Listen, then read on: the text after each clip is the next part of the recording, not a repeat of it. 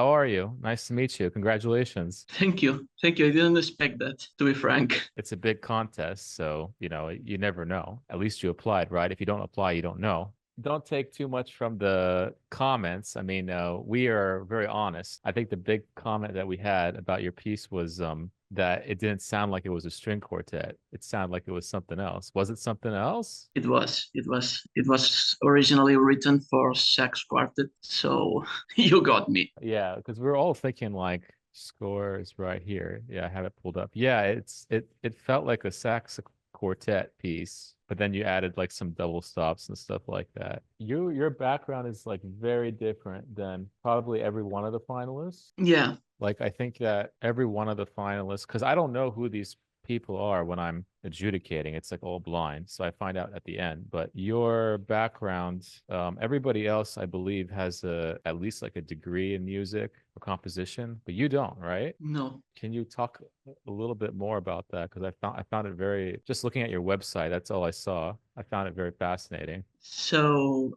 I studied engineering, and that's still my job. I do engineering. I also teach at the university. I mean, it's not like the post you have. I mean, I'm an adjunct only, so it's mostly for fun, not for the money. So my only musical training is piano lessons, like 2 years of piano lessons. I was taught to how to play, how to read music, nothing else. I mean, absolutely no theory, nothing, no harmony, no voice leading. I don't even know solfege. I mean, I've sung in choirs like as an amateur, but I struggle a little bit. I mean, I do it in an intuitive way. I'm not trained. I'm not trained in basically anything. I find that really amazing that you can write something Thank you.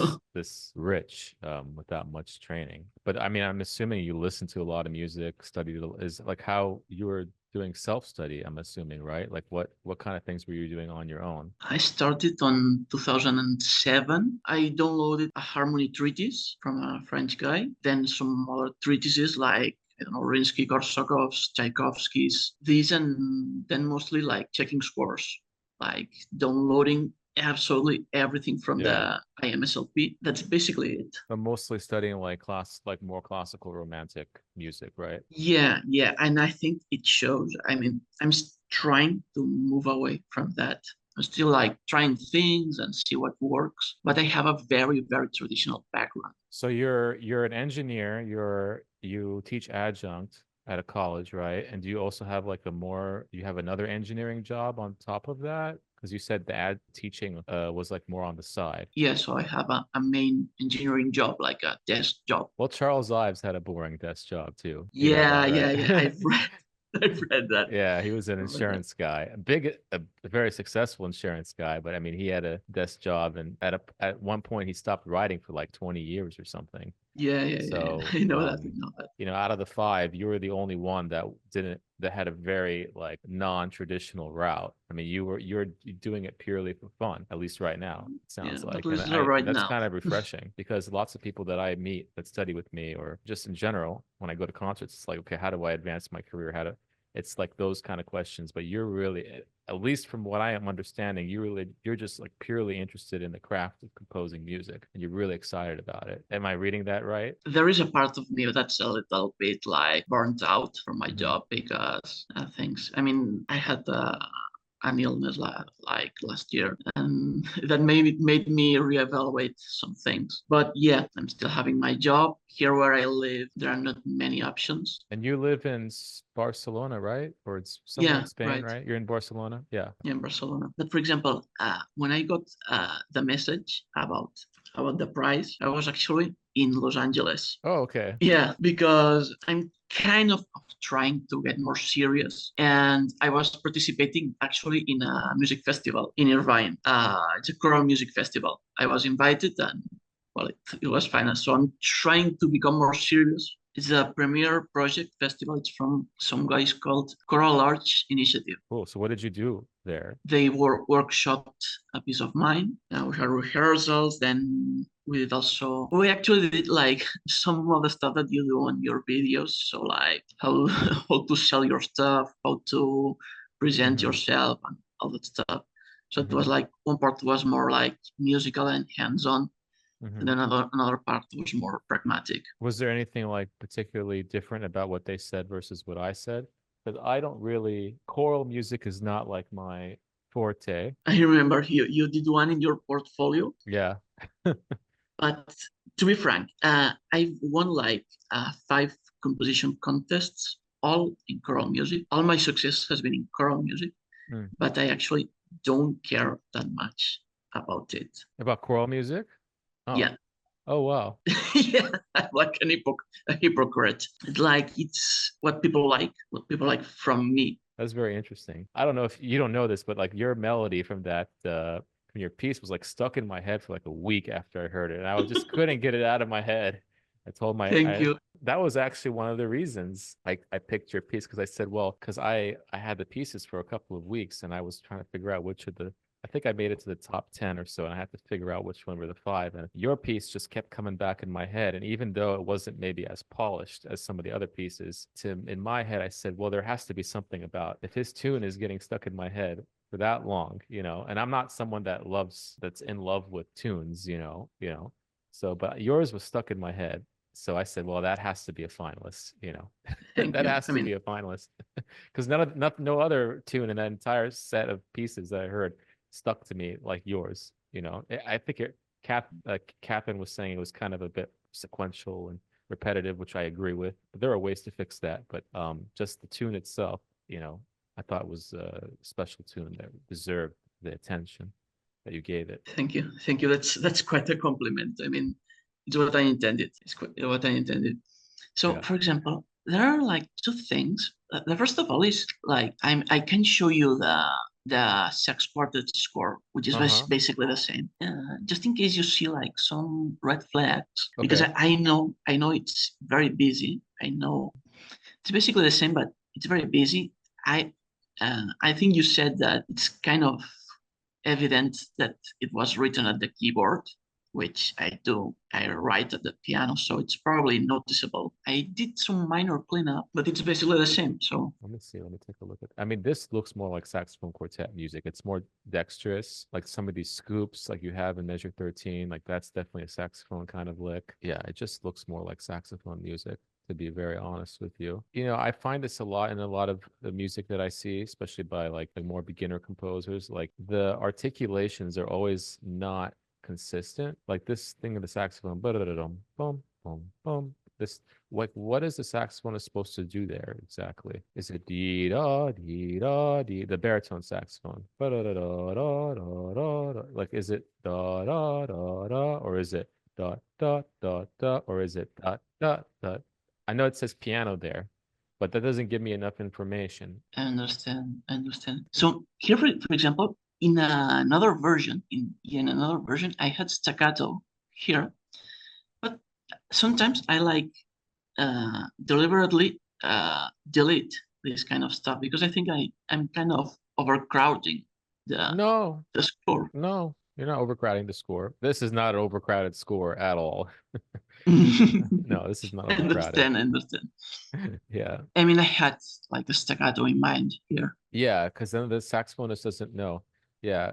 Especially in like when you're writing wind orientated music, brass, woodwinds, that kind of thing, you really want to have I'm not saying every single note has to have some kind of articulation, but especially in yours, like when you're coming up with your own style, like nobody, when they're playing your music for the first time, you have to realize that the players don't know you at all. Unless you've worked with them before, they don't really know what you mean. So putting as much information as you can is actually better. You can always delete information later. It's very hard to add information later. It's very easy to delete information later. So it's like very easy to delete articulations, delete notes, delete like in your string quartet. It's easy to delete double stops, right? So if you had that played by a string quartet, it's good that you had the double stops because maybe the player would be like, hey, this GE double stop doesn't really work. Like I can play one of those notes. Which one do you want? And then you can say, oh, I want the E. But if you didn't have the double stop there, then you would never know. You don't get that option of knowing if it works or not. So I always think it's best, especially if you're getting a piece played, to put as much information as you can, especially if it's a chamber or solo piece, because they're going to have time to work on it. Orchestra is a little different, but you don't have to worry about that right now. So the main theme ends here, and you have a transition. Mm-hmm. I think that's not the busiest part. So here's the cadence, which is something I'm kind of obsessed with cadences.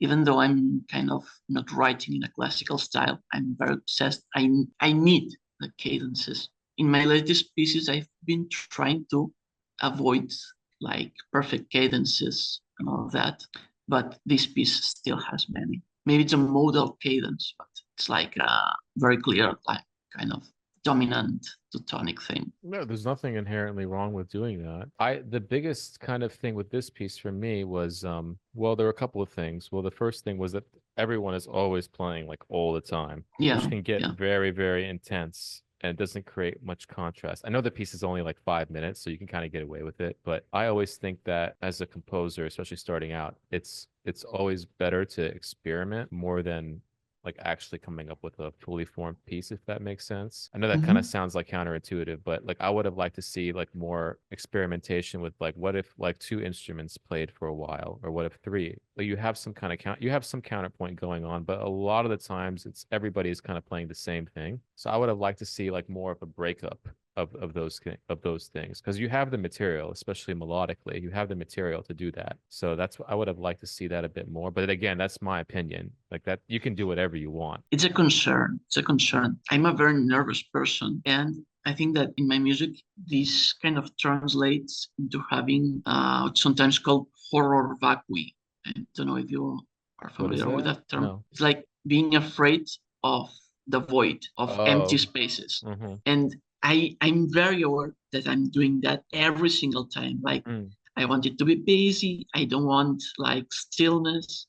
I want it to be busy. I want it to be crazy. And it shows. And it shows a lot, especially in that piece. That piece is like one of the worst cases. The first step is awareness, though. You have that awareness. So when I teach composition, it's a two-step process. It's identifying the problem and then coming up with the solution. So you identified it's not the problem, but it's a problem. This kind of like oversaturation of material, which you also feel is too much. You can tackle that head on. You can say, hey, and you write it down. This is something that I want to do in this next piece, right? And you always have that written down on your desk so that like in moments where you're nervous, right? In moments, you have at least that clarity that there was a version of you in the past that said, hey, I need to focus on this, you know? And I do this all the time too, because like I've written so many pieces, I have to have a challenge every time I write a new piece. And I always have to remind myself, no, Sad, like you said you were going to do this in this piece, like stick to it, like try, don't just give up, you know? And that happens to me every time I write a new piece. I'm like, oh,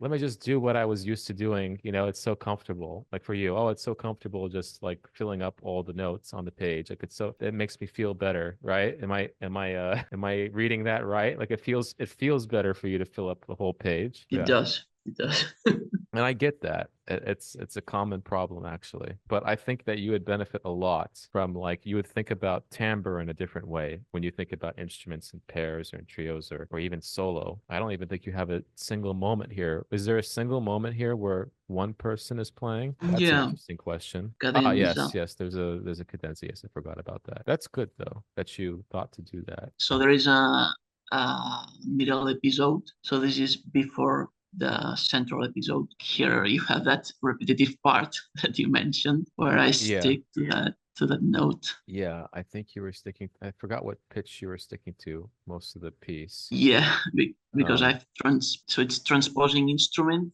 and I've also transposed the whole score. So now it's an A, but it used to be a G sharp. oh yeah, G sharp. You're stuck on G sharp, and that's in the string quartet. Yeah, you were just like slamming on that G sharp. And I remember saying in the string quartet version, oh, why didn't he just like write it in A or something?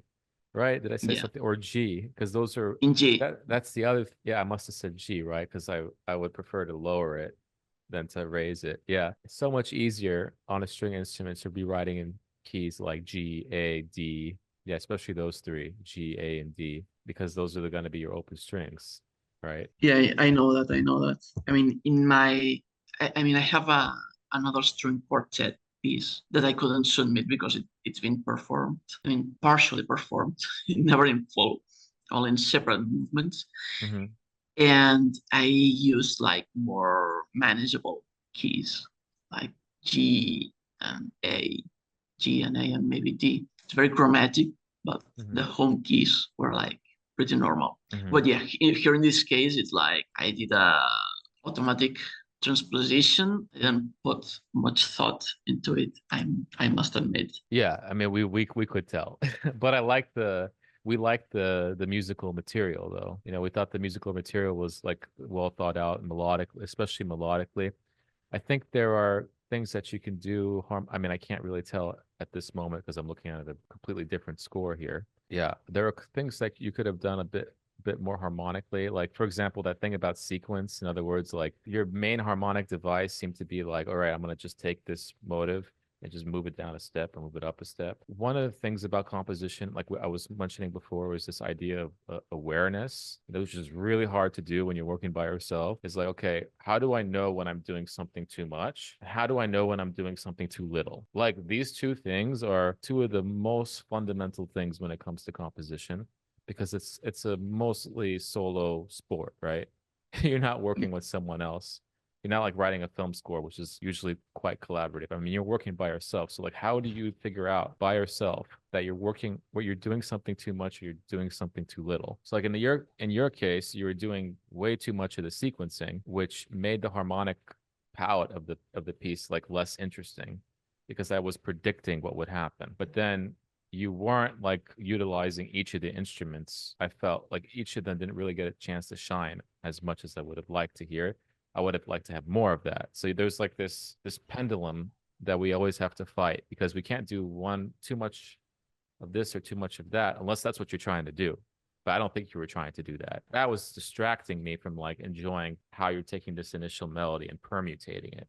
And that was the other thing. Like every time I heard the melody, like I just heard it almost always exactly as how you presented it. Every time we heard the melody, it was always like the same rhythm, similar register, similar key area. That also became very predictable. It's like, okay, here we go. Here's the melody again in the same Yeah, exact way. That does that make sense? yeah, but here you are completely right.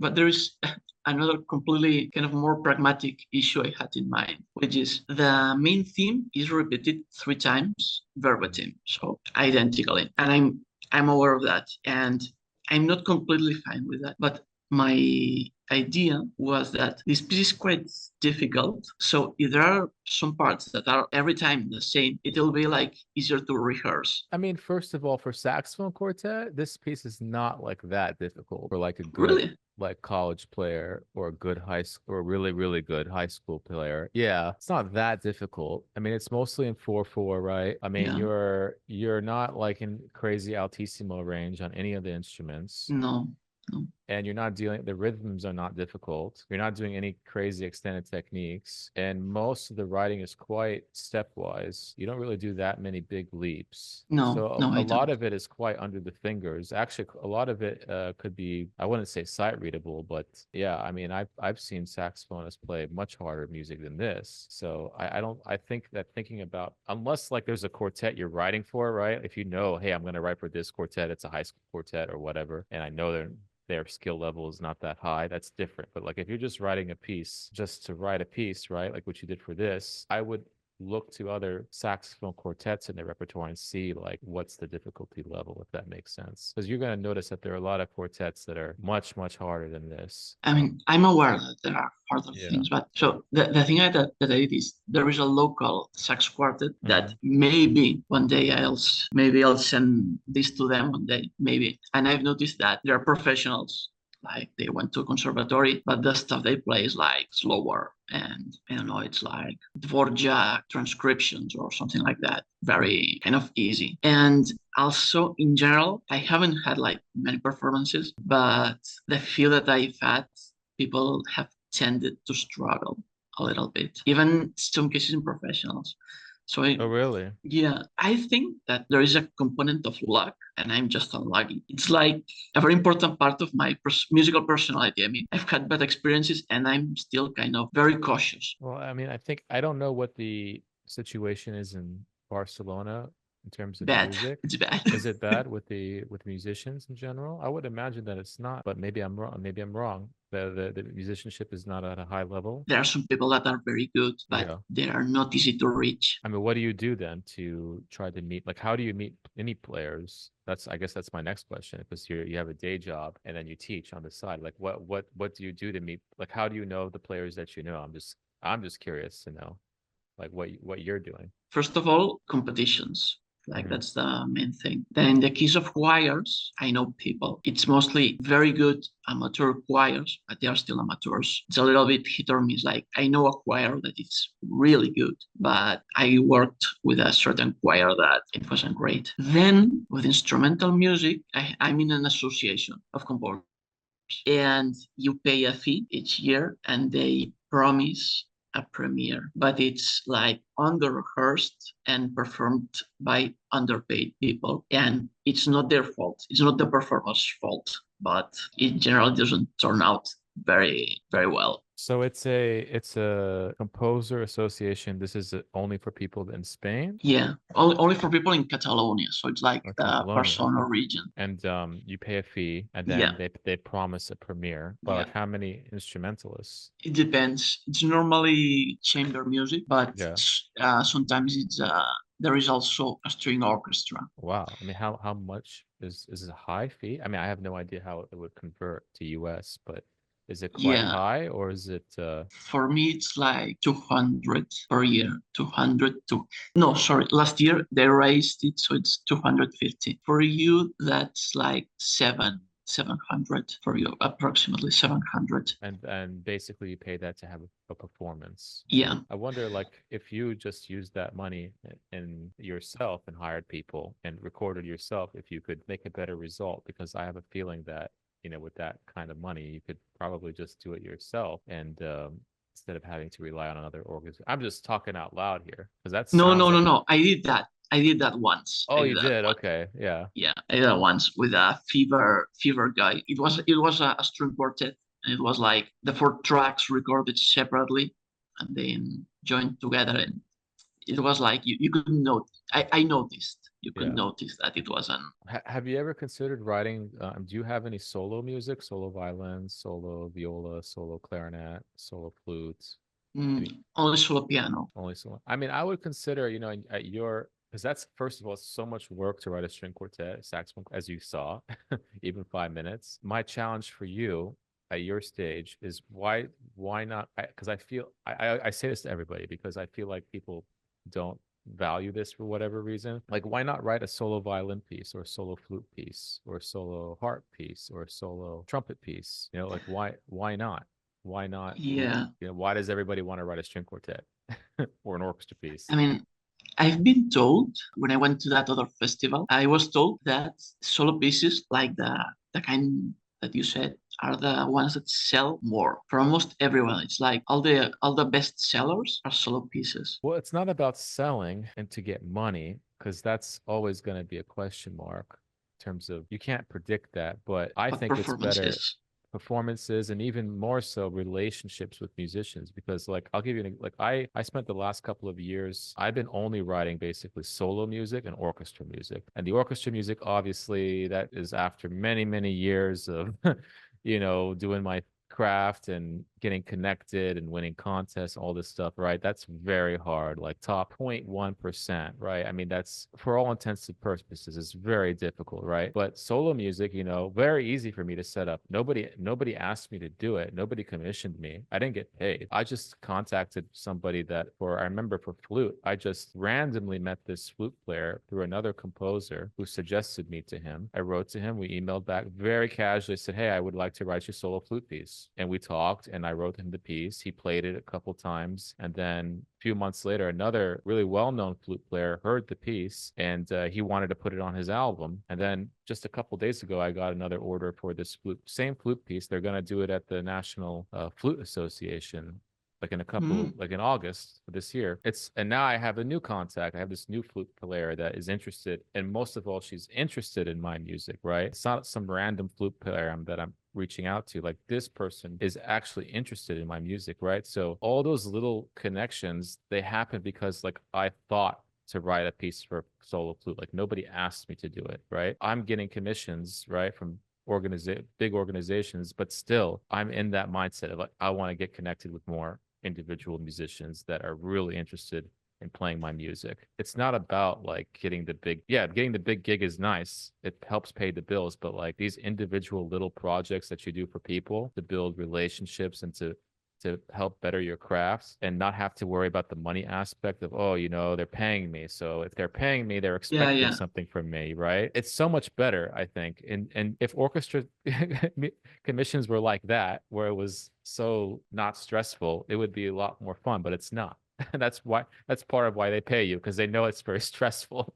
No, no. I mean, I'm aware. I'm pretty aware of what you said. So, I mean, when I was saying that they sell, I was thinking not only in terms of money, but in terms of popularity, because it's what many performers seek. My problem is what I told you before, like my horror vacui. So it's like solo pieces in general. I cannot have chords. It'll be like pretty sparse. Given my musical personality, it's like I think it's not a perfect fit.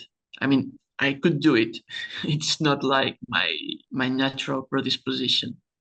I mean, you've given me some homework, but I mean, in general, given my situation, what could you suggest? I mean, sometimes I'm thinking of, I don't know, getting a small degree in music. I mean, sometimes I'm thinking of some friends are telling me to move to the United States. Some people are telling me to move to France. I don't know.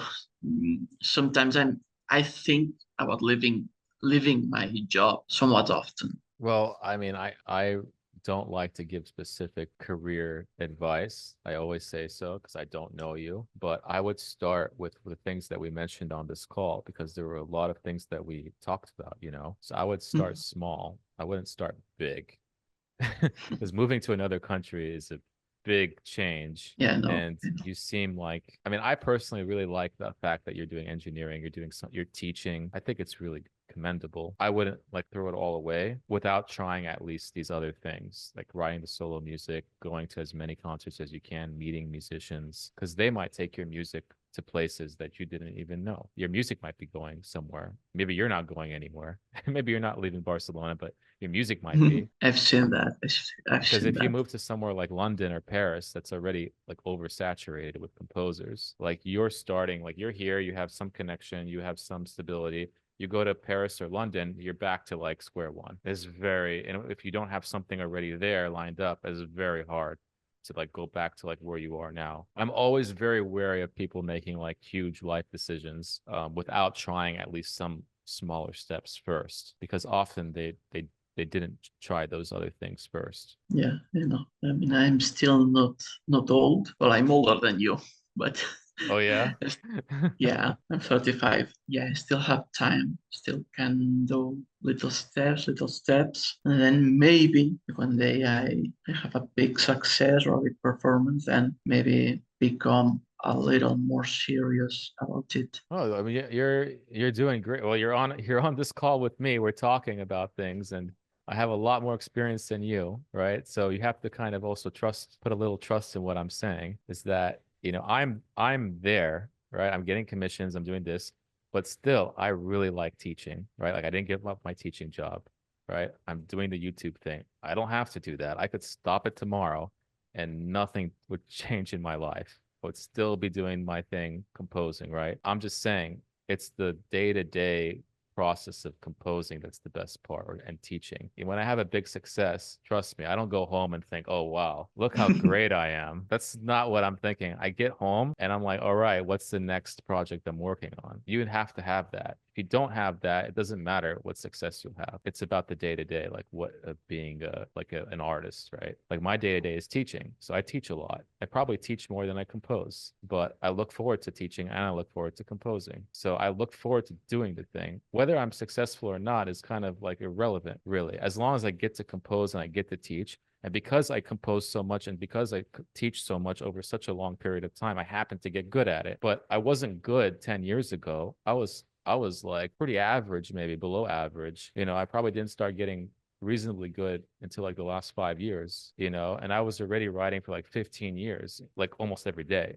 So it's not a competition. Like you're not competing with anyone else. You're competing literally with yourself and how motivated are you to move from day to day. So I would start there, your mindset, before like saying, oh, if I move to Paris, like only if I move to Paris, my mindset will be different. Oh, if I move, no, it's not. You're gonna be the same. You're the same person whether you're there or in Barcelona. So I would start from there. That's true. That's very true. Yeah. I mean, sometimes I'm like looking for a way to escape my day to day here at the office because it gets a little bit tiring. I agree. Sometimes I have a 2 hour commute to Colombia to teach each way, and sometimes I'm on that Yeah, commute. I'm like, why am I doing this? Well, I don't yeah, have to I do saw that. this. Why am I doing it? Oh yeah, I posted.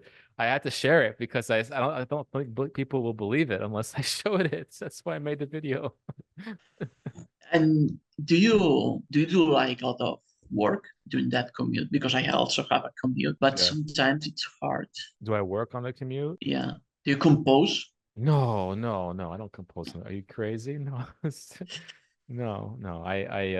If I have to catch up on my listening, I do it there. Or catch up on I watch a lot of like master classes on my phone. I do that.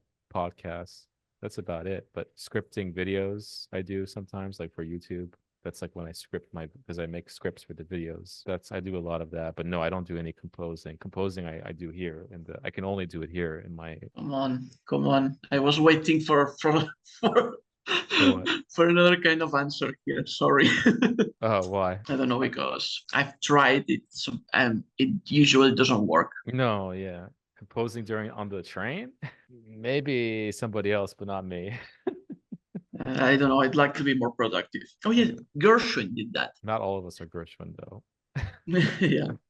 Awesome. Any last things? Well, I mean, I have endless questions, Yeah. but how could I broaden like a little bit more my musical horizons? Because I know my style is quite conservative. The first thing I would say is I like this idea of doing like a systematic listening. And I do it based on what piece I'm working on. So if I'm working on like for example, I'm working on a piece for what am I working on at this moment? I just finished a piece for harp. So like for harp, I would just go through and say, okay, what are all the different solo harp pieces out there? And then based on those pieces, I see, oh, what are this harpist? She played that piece. He played that piece. What else has that person played? And I look. So, oh, look at all these pieces I had no idea about. And then I start searching them. So I build like a collection of pieces, but I do it per the project. I used to do this thing where like this was not a great idea looking back, but I did it. So I used to do this thing where I would have like a month where I would just listen to like one composer. Yeah, I used to do this thing where I would just like listen to Shostakovich all month. Then I would listen to like Tchaikovsky all month. And in the beginning that was good. I mean, I was like 18, 19 when I did this. That was fine. But nowadays, because I don't have as much time either, is I just do it per the project. So like when I wrote my fanfare for the orchestra, it was like a 4 minute piece. So my project was okay, what are all like the 4 or 5 minute pieces for orchestra that I can find? So, and I didn't even care about the style. I just said, what are all the pieces? I just tried to find them. So I collected a list. And then after that, I said, okay, which ones do I like? Okay, I like these three. Okay. And then I started picking out, okay, why do I like those things? And I literally started taking parts of each piece and I wrote it down by hand. And I actually have it, like I have it somewhere in the back. I have a manuscript paper with literally like passages written out and structures written out that I took from other pieces. And then, as I'm doing it, I'm like, oh, I have an idea for what to do with. Like, I'm not going to copy it, obviously, but oh, now I have an idea of what to do with that, and now I can start sketching it here. So this kind of like steps that I'm talking about, super helpful in figuring Mm, out like how to get from score to your own music, if that makes sense. okay. Which pieces were? Because I checked I checked your sample. Short Ride in a Fast Machine. Aaron Copland, Fanfare for a Common Man. Short Ride. There was another piece by John Adams. God, I forgot what piece, but it was like way slower. It was a fan. It was not a fanfare, but it was like kind of a prelude kind of piece. Yeah, but the Short Ride was the main piece though Like I spent a I know that one. considerable amount of time because I love that piece and I wanted to do something like it. Yeah, but there might Mhm. be one or two pieces that you gravitate towards. You know, it doesn't have to be a bunch of pieces, but like that, like a love of music, right? That we, because obviously we both love, we don't have much in common, but we both love music, right? You have to keep that like constant every day. Because if you don't love music anymore, I can't help you, or nobody could help you. Does that make sense? It Nobody can does. help, like, because yeah, there was a moment in my life when I it was like maybe 6 7 years ago where I was like falling out of love with music and I got worried. I was like, oh my god, I don't really like doing this anymore. Like, what am I gonna do, you know? That was really hard. Like, I kind of panicked for like a long time, and I would tell my teacher this too at Columbia. It just took a lot of time to get out of that. But like you will go through phases like that. Like I went through that phase. It took like a year to get out of. Yeah, but going back to that idea of like you really have to love doing it. Like it sounds so goddamn cliche, and it is, but if you don't love doing it, like what's the point? Because like the 99.999999999% of everyone living on this earth will never hear your music, even if you're world famous. Like people don't know who there's like my family is not like a musical family at all. Like none of them know who like Philip Glass is or Steve Reich is or John Adams or name like your famous composer. Like Yeah, none of them know who they like they don't know who they are at all. Like it's literally zero. So yeah, like what are same the with mine. yeah, right. So like what are the so like that can't be your driver. That can't be like, oh, I want to be famous or I want to be success. Like that can't really be your driver to be a composer, if that makes sense. Like that will not get you far, to be quite honest. Like, and it took me a long time to realize that. That's my general. I don't know if it's advice, but that's just what happened No, to it me. is. It So is. It is very interesting also. all right, Albert. Well, this was great. Really nice to meet you, and I'm really Same. proud of what you of your work, and I hope you keep going. Thank you. Thank Yeah, you. And it absolutely. was an honor meeting you. The same with me. I'm very happy that you applied to the contest so I can get their tune stuck in my head. So thanks. That's quite a compliment. Yeah, I wish you the best of luck, really. You know, I wouldn't do a contest like this if I didn't think it would motivate some people. All right, man. Nice to meet you and Okay. good luck. Hey, Isaac, how you doing? Good. How are you doing? Congratulations.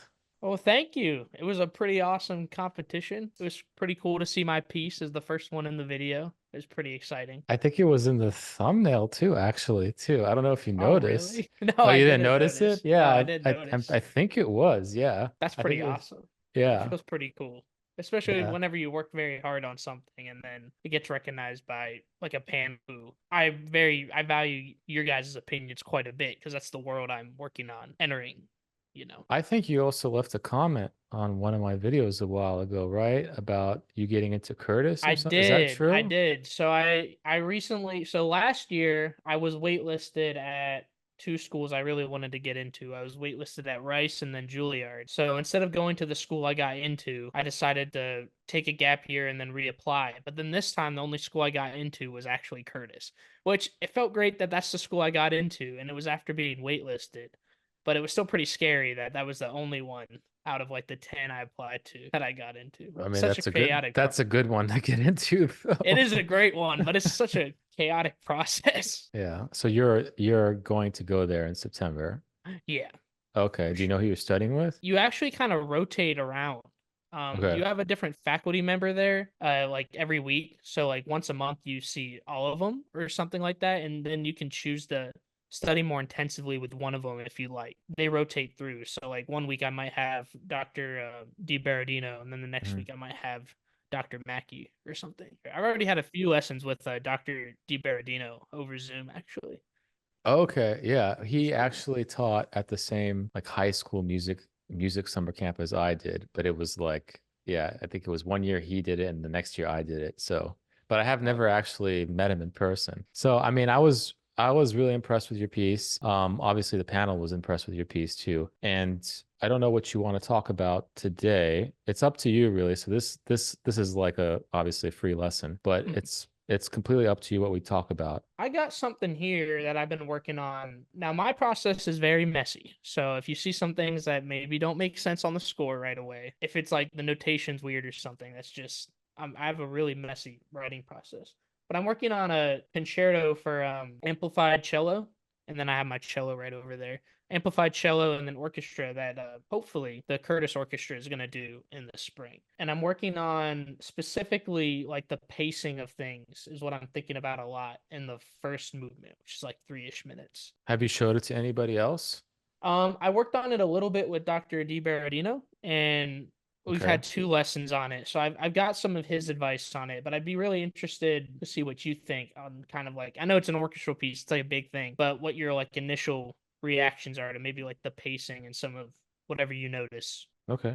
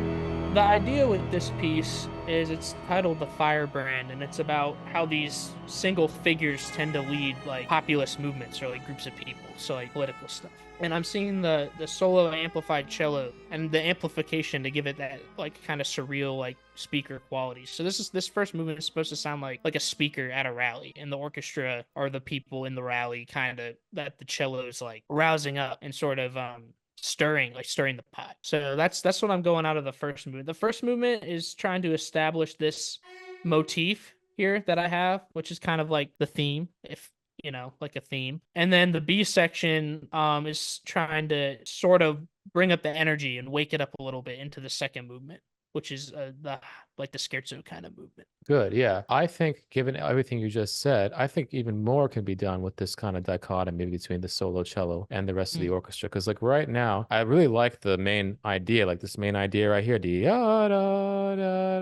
This kind of, and then you got the microtones, and then like everything is right there. I don't know how you feel about this, but like I wish it was a little more like the families of instruments. I wish they were more connected somehow. Because like right now I got the cello, which is great. Like everything in the cello line just sounds terrific. But then I got the strings, which are doing their own thing. Then the trumpets, especially the trumpets, I could tell they're like on their own island. Then I don't think I don't even sense what the woodwinds are doing. They're like it's like almost forgettable what they're doing. Yeah, mostly background. Yeah. I'm not saying you have to use everybody. That's not what I'm saying. But each one has to have some kind of profile. And then what is the profile when it's combined with the other families? So like right now, I don't get a sense of that profile between families, especially between the strings and everybody else. That makes sense. Yeah, like I would have liked to see the cello line, for example. It's like given what you said about how the cello line is like waking other people up in the orchestra and interacting. Like I would have liked to see a little bit more of like the some of the lines more obviously heard in the other instruments sooner. I know you do it like Oh, later, gotcha. but yeah, because it kind of just you're growing, and then I don't really get to that arrival spot, if that makes sense. Not that Yeah, everything no, has to be an no, that's arc. making sense. Yeah, Yeah. no, I get that. That makes Yes, sense. scroll down. So like for example, I'll give you an example, like this trumpet thing, right? That I'm looking at Mhm. right. Like that's great, you know? Like I that caught my ear immediately, but I didn't get any more interaction. I just kind of got that beat da dee da, and then it just was gone. And I Mm. kind of wish I heard that more. As like this is kind of subjective. I don't know where you would put it, right? Or 5 minutes of listening to it, but you got the atmospheric thing down. I would have liked to have more of that melodic content heard Yeah, like more often. That's like my general note. that's similar to what Dr. Is DiBerardino that what he says too. said? Actually, interesting. He's like, Okay. what's the cello doing to the? I had a lesson with him like 2 days ago, so not. Okay. So it's interesting to hear both of what you guys say about kind of this similar thing. So yeah, so trying to hear more of like how the cello is causing like ripples in the orchestra, or that material's kind of Yeah. in the other instrument family. Yeah, because like you got the atmospheric stuff down. Like that's very clear. Like you're building something. But then the cello is kind of like in their own land for a long time. And you have like these orchestral stabs, like on measure 14. You Yeah, do this a lot, and oh, and this was my other note. Like a lot of them don't seem like that earned. Like when I get something like that with that Bartok pits and the percussion and everything, it seems to happen at like non-dramatic moments, if that makes sense. And yeah, that makes sense. maybe it's just the Dorico playback, but my sense, I don't believe that's the Mm, case. I think you're right. Yeah. Yeah, I'm gonna keep going.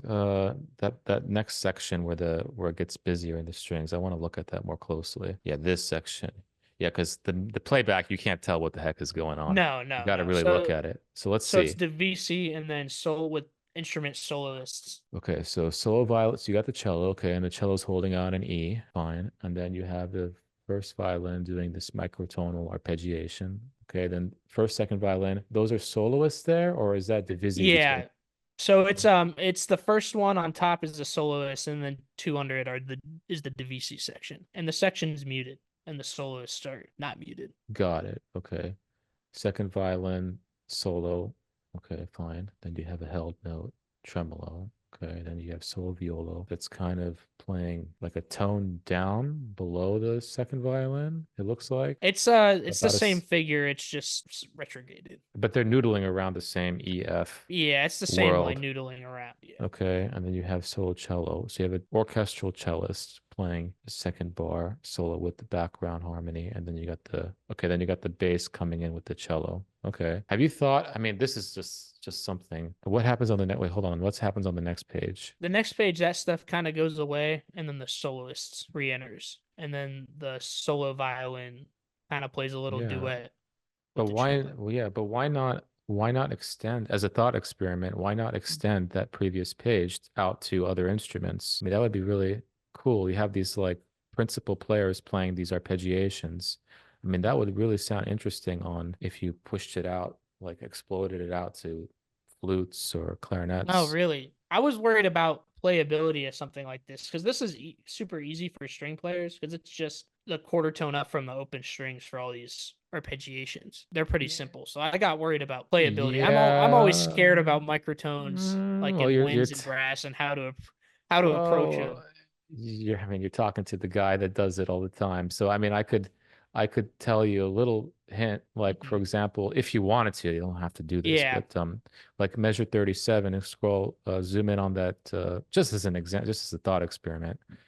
Go up to the um solo violin line, for example. So you have what bar is that that we're looking at? Yeah, 37. doesn't matter. Yeah, so E hot. What is that arrow? What exactly is that I've been pitch? using so that's like a natural just quarter tone up. So it's just a quarter tone up from E. So E, I guess, quarter sharp. Just oh, that's a quarter sharp. Okay. Yeah.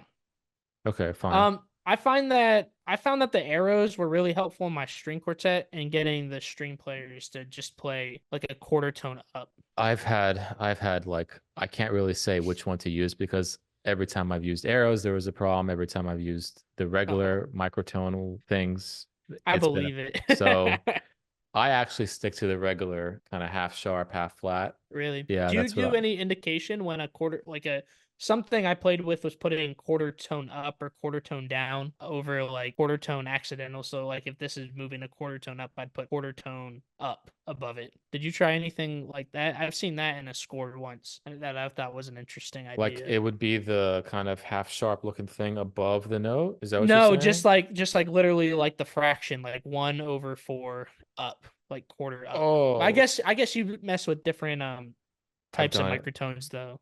Yeah, I've done it all basically. Honestly, especially when it comes to the string quartet was different because you have a solo player on each line. So, if it's not exactly a quarter tone, it's not gonna Yeah. make a huge difference unless it's unison with someone else. But since you're in an orchestral environment, it's gonna be different. I don't like to use the arrows personally because Mm. usually people are like, when they see an arrow, they're like, oh, just kind of, play a little higher. But with the quarter tone and the half flat, it's like, no, you have to actually play the pitch in between.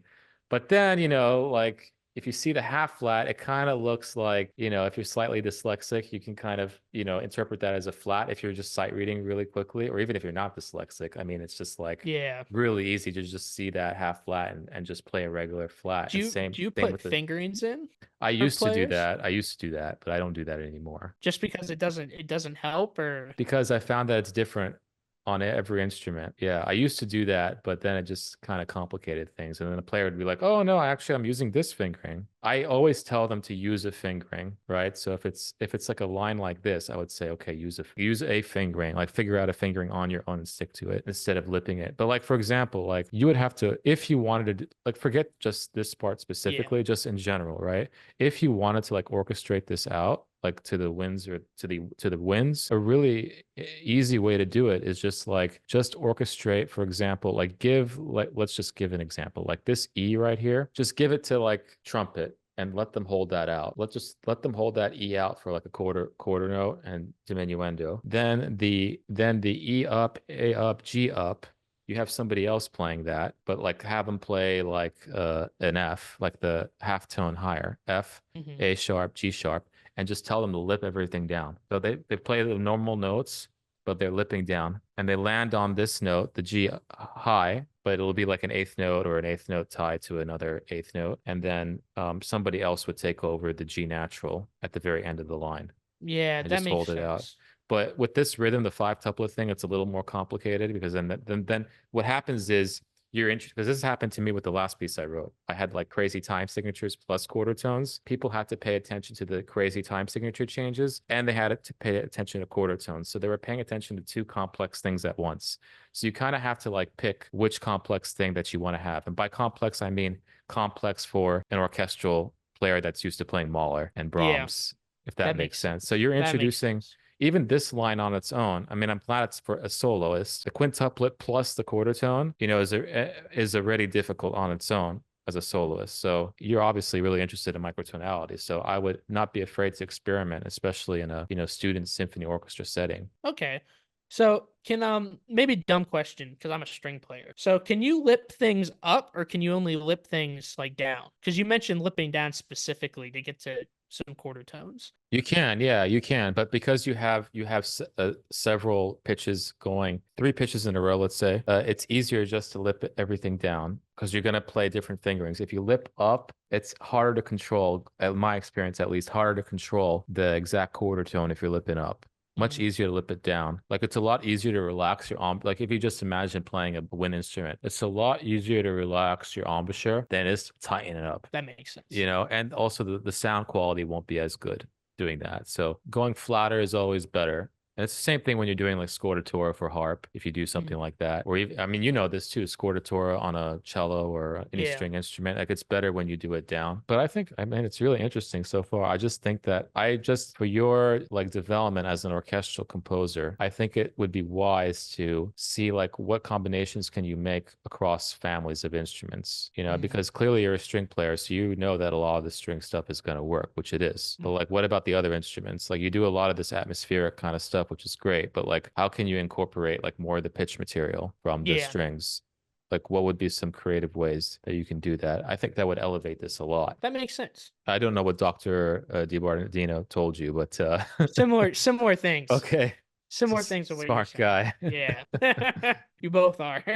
That's why I'm taking lessons from both of you.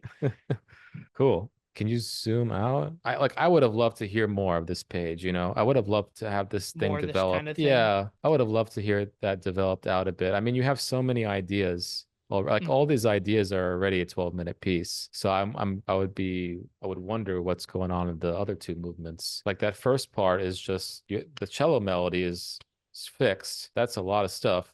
This quintuplet thing is another idea. Like those are like each of those ideas is a 3-4 minute idea in my mind. That makes sense. And that is an issue I tend to have is I get so many ideas like while I'm writing in a short period of time and I just see what I can get fit in rather than maybe spending enough time exploring like stretching out ideas to their full like potential. Well, the other thing is like since you're gonna be having this done at a really good symphony orchestra, I also think it's good that you want to experiment with as many ideas as you can. I don't think that's a bad thing either. So there's like this weird balance where are we writing like trying to write a really good piece or are we trying to like experiment as much as we can? And normally Mm. those two things don't mix very well. I'm like hesitant to say, you know, throw out the other material and focus on this material because you might want to see what all this stuff sounds like. And maybe in the next piece, you choose bits and pieces. I mean, that's what I did like the piece that I had done with the LA Phil back in October. I mean, that piece Mhm. I took actually what I ended up doing, I don't think I've ever told anybody this. I took like the last 5 orchestra scores that I wrote and I literally started highlighting bits that I wish I expanded. And I had them all in front of me like this. And that's how I started writing the piece, you That's know? funny. That's funny. It doesn't seem that way when you listen to it. It sounds really like organic from one heartbeat kind of idea. Yeah, but like that's what I'm saying to you. It's like, well, actually it might be good for you to have a lot of ideas because like you don't really know 100% which one of these ideas is actually really good until you hear it. There's only so much we can do going back and forth on this, you know, or with other teachers until you hear the piece. I say one thing, you should expand it for the sake of the piece, but at the same time, I'm kind of curious what the other stuff sounds like too. And you only have 12 minutes. So Yeah, it's I only have like 12 minutes. Yeah. yeah, 12-minute piece really, there's not much to do besides one or two or maybe even three ideas maximum, you know, in my opinion. Do you have any other things about Um, this piece? I mean, it um, sounds good so far. Glad that it's sounding good. Air, I guess I had a question here. Do you Okay. think these air sounds are gonna be purposely, or they're gonna like sound, or you're gonna be able to hear them? The tonguing that ta ta ta, I don't know if you're gonna get that tonguing sound Mm, that you want there. But you can double it with like percussion. You can double it not with something like you can double it with like brushes on snare drum or mm, bamboo sticks on I've done something where you put like bamboo sticks on timpani heads. Like something to mm. get that like give it like a slight attack, like this kind of sound, right? That's what you want, right? Yeah, Yeah, because yeah. right now you're not gonna get that clarity. 100%. You're not going to get that clarity with Mm. what you have here. All those people doing that at the same time, triplet 16th note, you're going to have that doubled with a Mm. some kind of percussive sound. Okay. Do you think it would make sense to have like a percussive sound doing the rhythm and then just a straight air sound? That's definitely the safe option, but I would keep this in. My teacher at Juilliard, John Coliano, he told me Yeah. this. He told me, when you have something complex or something that you want to hear, but it could be simplified easily in the rehearsal, just keep that more complex thing because like this is Mm, really easy to simplify in rehearsal. You could mm. just say, just brass, just hold out that first held, just hold out that note for the duration. Just ignore the 16th notes and hold out the duration. So if you want to Yeah. hear that, but if you don't, if you just have a held note, but Hmm. then you want to hear the 16th note triplet, how are you going to explain that during rehearsal? They're going to have to take out their pencils or their iPad, whatever, stencil and write it in. It's going to take up too much time. So the reverse is better to do. That's a really neat trick actually. I would have thought it was the opposite, but that makes sense. Yeah, that little hint helped me a lot actually in rehearsals. Really, really. And same thing with percussion. Just put as much percussion as you can think of, and then just you can delete them later. You can be like, you know what, I don't want that tubular bell in the beginning. Really? Absolutely. Yeah, why not? Huh. Just put as much as you can and then start deleting. But you got to pay attention during rehearsal, obviously. Yeah. You gotta like come prepared with the things that you think you might delete. So it makes rehearsal a bit more stressful, but it's better than like not being prepared. Do you do pedalings for harps? Do you include those in your score? I hear some people say don't do it. Some people It say doesn't do it. honestly, it doesn't matter that much. That's what I They're figured. gonna do what they do, the harpists, anyway. But I would make sure, like when you're writing the harp part, like, like what you did, imagine the pedals, and make sure that it's playable, Okay. don't put a D and a D flat at the same time, or unless it's one of those pedal buzz things. Yeah, but it doesn't look like that's not gonna Okay. be a problem what you did there. That's fine. So we have some time. So I want to show you what I was working on for the end as well. So it's kind of big sound. I know I got to earn it, but this is what I think I'm going to build up to is this kind of section. Okay, let's hear it. I haven't orchestrated this bit.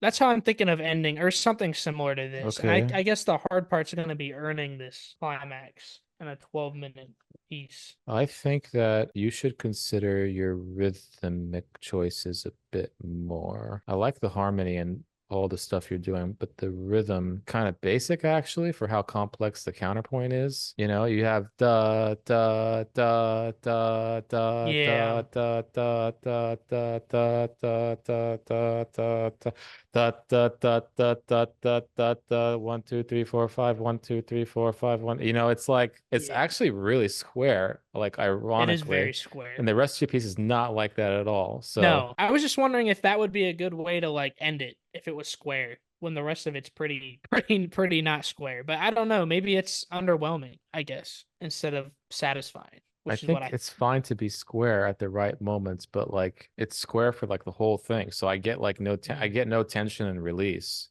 It's the problem. mm, And like you have these, and when I mean complex counterpoint, I mean like these trumpets that are kind of off like these other brass, I think also horns, right? They're kind of off. yeah. Yeah, the brass is kind of doing a little different than what everyone else is doing. But I would even like it more different. It's almost too Mm, similar. Like I would have yeah. liked more tension with the rhythm if you're gonna have that background be that square. Like I would have liked more tension in the counterpoint and then like coalesce near the end to that. Okay.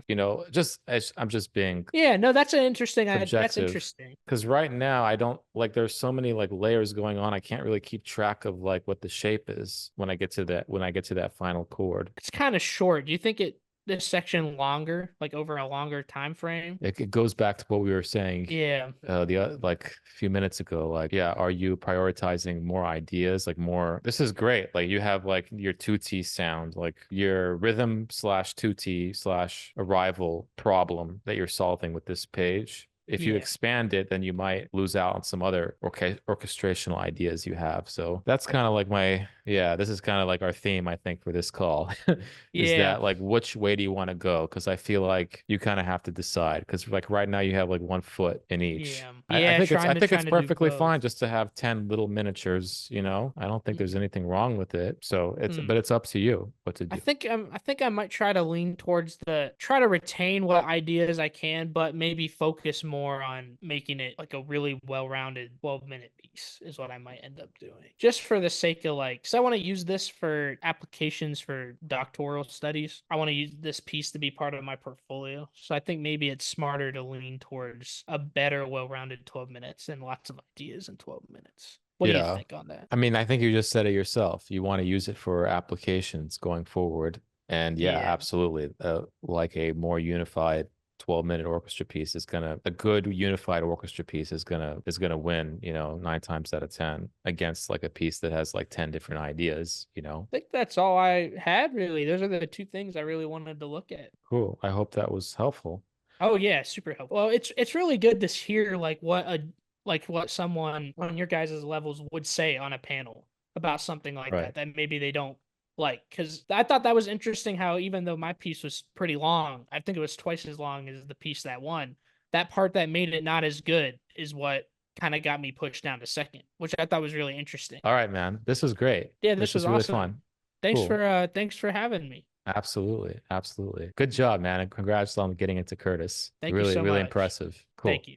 All right. Have a good night, man. Hey, you too. Thanks so All right. much. Tinashe, how you doing? Hi, Mr. Haddad. How are you? How you doing? Good to see you. No, not bad. Just busy, I guess. Good. Good. Congratulations. Well, we were all very impressed with your piece. No, thank you very much. It was quite an honor. I was really happy with Yeah. that. I wasn't really expecting a lot, but yeah, no, I'm really happy with with actually being able to be one of the finalists. I thought that the piece, definitely there were certain issues with the piece, and we weren't, shy in Yeah. saying so, but to Yeah. make it to the top 5 out of over 100 finalists, 140 Yeah. finalists, I mean, that's a big deal. Yeah, we like to nitpick, but that's what we do.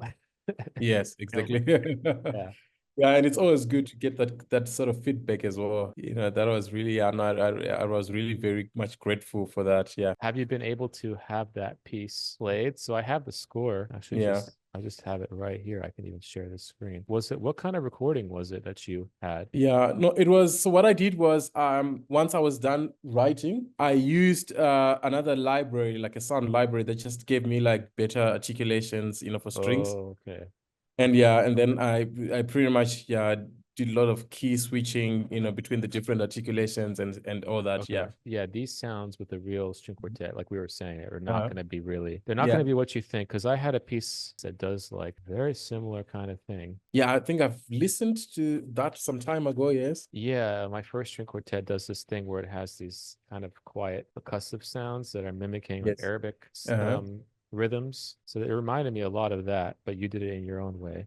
So I think Yeah. you're gonna be, if you have this played by a real quartet, you're gonna tell that it's very different than Yes, what it's very your different. yeah, it's gonna be like very different than what your audio is. Yeah, unfortunately, like I couldn't get any sort of. So what I tried to do was with some of those chopped sounds, I Yeah. tried to sample, like some of the sounds, that I got some of the sounds online, actually on YouTube, and I sampled those sounds and then loaded them in my Logic, and then I Right. had to play as for like a mini sound library of some sort. But even Right. though it still just didn't sound more natural, and even it had a bit of pitch as well in it, and yet it's supposed to be unpitched somehow. So yeah, I really just trying to get as close as I can to the sort of sound that I was going for. Yeah, but that first it was a bit of a difficulty, to try and get a sound that is closer to what exactly I wanted it to sound like. And so I know you're in South Africa, right? In Zimbabwe. Oh, you're in Zimbabwe now, but you Yes. you study in South Africa. I was studying, right? yes. I was doing a master's with Rhodes University in South Africa, yes. Okay, and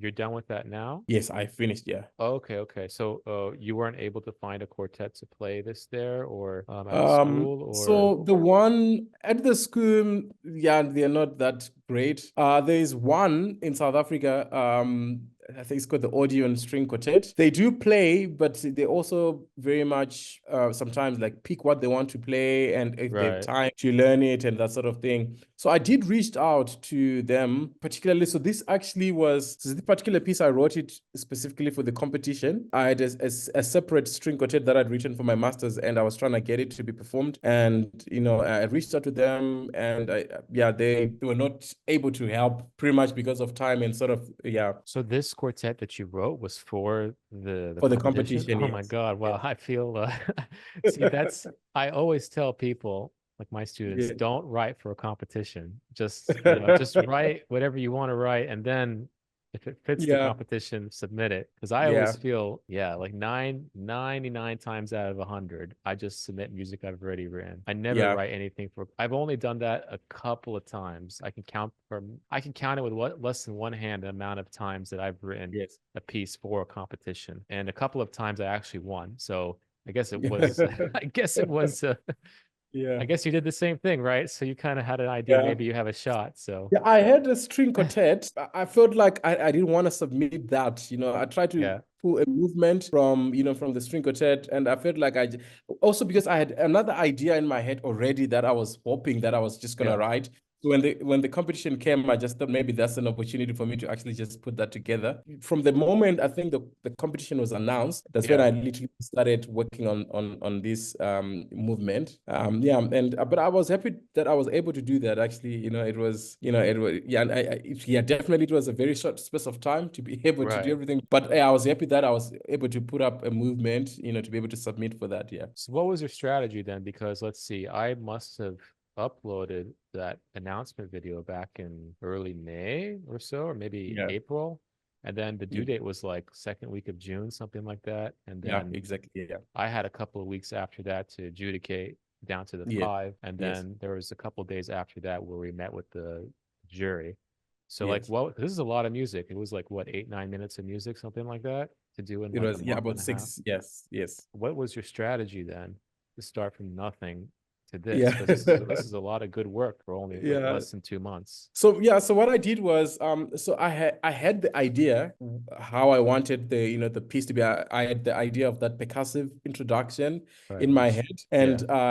I also had the idea of the rhythmic elements, that I wanted to use from the Mbakumba dance itself. So that is pretty much what I had in my mind. And then when I started writing, initially what I did was I was just trying to get to write like a certain number of bars each day until, so basically what I wanted to do was to get to the end of May, finish writing the music, and then maybe just review everything between May and the 9th of June. I think that's when the deadline was. Yeah. I tried to follow that for some time, and then I got also a little bit busy, along the way, and I didn't write as much. And then I think towards the end of May, and particularly from the 1st of June, that's when I was really writing every day, whenever I would just get like some free, and I also had a bit of free time as well. So I think between the 1st of June until the day I submitted, which was, I think the 7th of June, it was on a Friday, I was writing every day, yes. I mean, it takes a lot of work, right? So like, it's just crazy because it's like 8 minutes, 9 minutes of music, but it takes like hours and hours and hours to finish something like Exactly, this. yeah, It's really yeah. wild. But I mean, I think you did a great job. I mean, considering how little time you had and you have so little feedback from you Yes. didn't show this to any musician, not even like a violinist or a cellist No, or yeah, but a lot of the writing looks like it would work. I just think that it's just not going to be as loud as you as would like loud, it. yes. Yeah. What about Yeah. this stuff here at this page? So it starts to get into this kind of like bar talk land here a little bit here. I'm assuming the Mbakumba dance, does it have any pitch material at all, or is it just rhythmic? Like how did you come up with these pitches? So yeah, so the Mbakumba dance pretty much is just rhythmic. Like the music itself, like I didn't get anything from what is generally done. So with the Mbakumba dance, it's rhythmic elements, and then they always sing songs, very traditional, simple harmonies and sort of. So what I did was with this particular like pitches and this the way I wrote it, I started off with a 12-tone, roll that I used to create the melodic ideas. So I think that's what I did, particularly at the beginning of the play, the arco section there. I took it from, I created like just like a 12-tone roll that I created, and I played several times, a rhythmic, but also the actual rhythms in that particular opening. So the almost take from the Mbakumba dance as well, but the actual notes were just from a 12-tone roll. Then I did also like lots of permutations of the notes, and then you reused, the material rather, maybe in a transposed roll and that sort of thing. That's what I did particularly. And then what I was doing was as well, in terms of some of the harmonic intervals I was using, I was also trying to somewhat use the traditional way that we do it in Zimbabwean music, where sometimes there's a lot of fifth intervals within the harmony, sometimes fourth intervals. So sometimes I would use that sort of technique to create some form of harmonies, but not really just like following the traditional way of harmonizing, that sort of thing. So that's what I was doing. But particularly, I was more interested in the rhythmic elements and in also a lot of the call and response, which is what also happened. Like that's how the dance is done, is particularly with the music as well. So I was really just trying to look for opportunities to use lots of repetition and imitation between parts and rhythmic elements, and maybe just varying the textures. But the melodies, a lot of the times, the way I was taking them from any of the, transposed versions of the raw that I'd created at the beginning. So it's kind of like you superimposed so like the melodic idea you superimposed from like the 12-tone row. So that's like a very like, Western thing to do. But then almost every other element is from some parameter of the Mbaqumba dance, right? Is that what I'm getting? Yes. So you took That's correct, yeah. You took one parameter from the Western world, and then you applied everything else from the dance to it. From the dance, yeah. Yeah, it's a really good idea. I've done very similar things myself. Like I like this idea of focusing on one parameter. I'm going to do this with this parameter, and then do that, and then with the harmony, you're talking about fourths and fifths and so on. I'm going to do that. With the orchestration, you're talking about call and response. So like, I really like that you have like very specific thoughts about all these parameters. And it's not just like, oh yeah, today I sat down, I just felt like doing this. Like, it doesn't seem like you were like that, right? Yes, that's correct. Yeah. So you had like a clear goal for what you wanted to do. I did actually wrote a lot of the ideas. I think probably I did bought like way back when you recommended to get a lot of the manuscripts. I did bought a manuscript book that I always write ideas. So I also did wrote all these ideas that I wanted to use in this, and I had like a plan. And initially, when I started as well, I was actually telling myself that I want to write so much in terms of number of bars of this idea, and then I want to reuse this maybe like a fugue or stars. I had everything like kind of like planned, though obviously sometimes then when you write it, sometimes you start to hear certain ideas. So like when I think the page where you are right now, page 14, yes, I think maybe it starts just before that. Maybe if you just go back.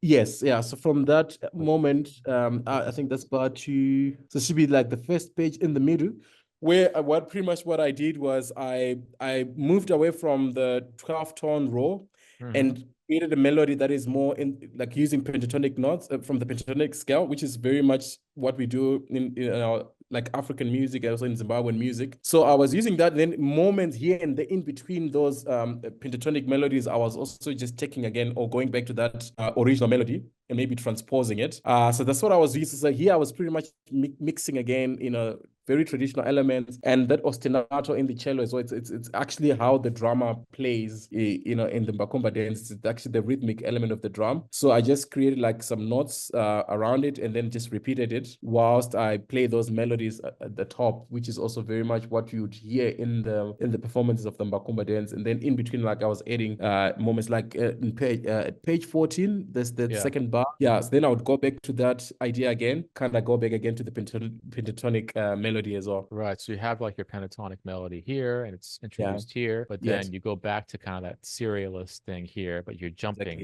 You're jumping like big intervals here instead of like the scalar serialist stuff, like which is what you do here. Really good. I mean, it's very convincing because you hear that journey as a listener. Not everybody is going to get it, obviously. I mean, but I don't think that's the point. The point is that you are on a journey, and you hope that some people go along with you. And I mean, at least for me, I understood what was going on, and I thought it was convincing. Yeah. And then this is the call and response kind of stuff here. Exactly. Yes. Up. Yeah. And then I like also that you're not always doing tutti. Yes. Like most of the time, you're like here, you're solo duets.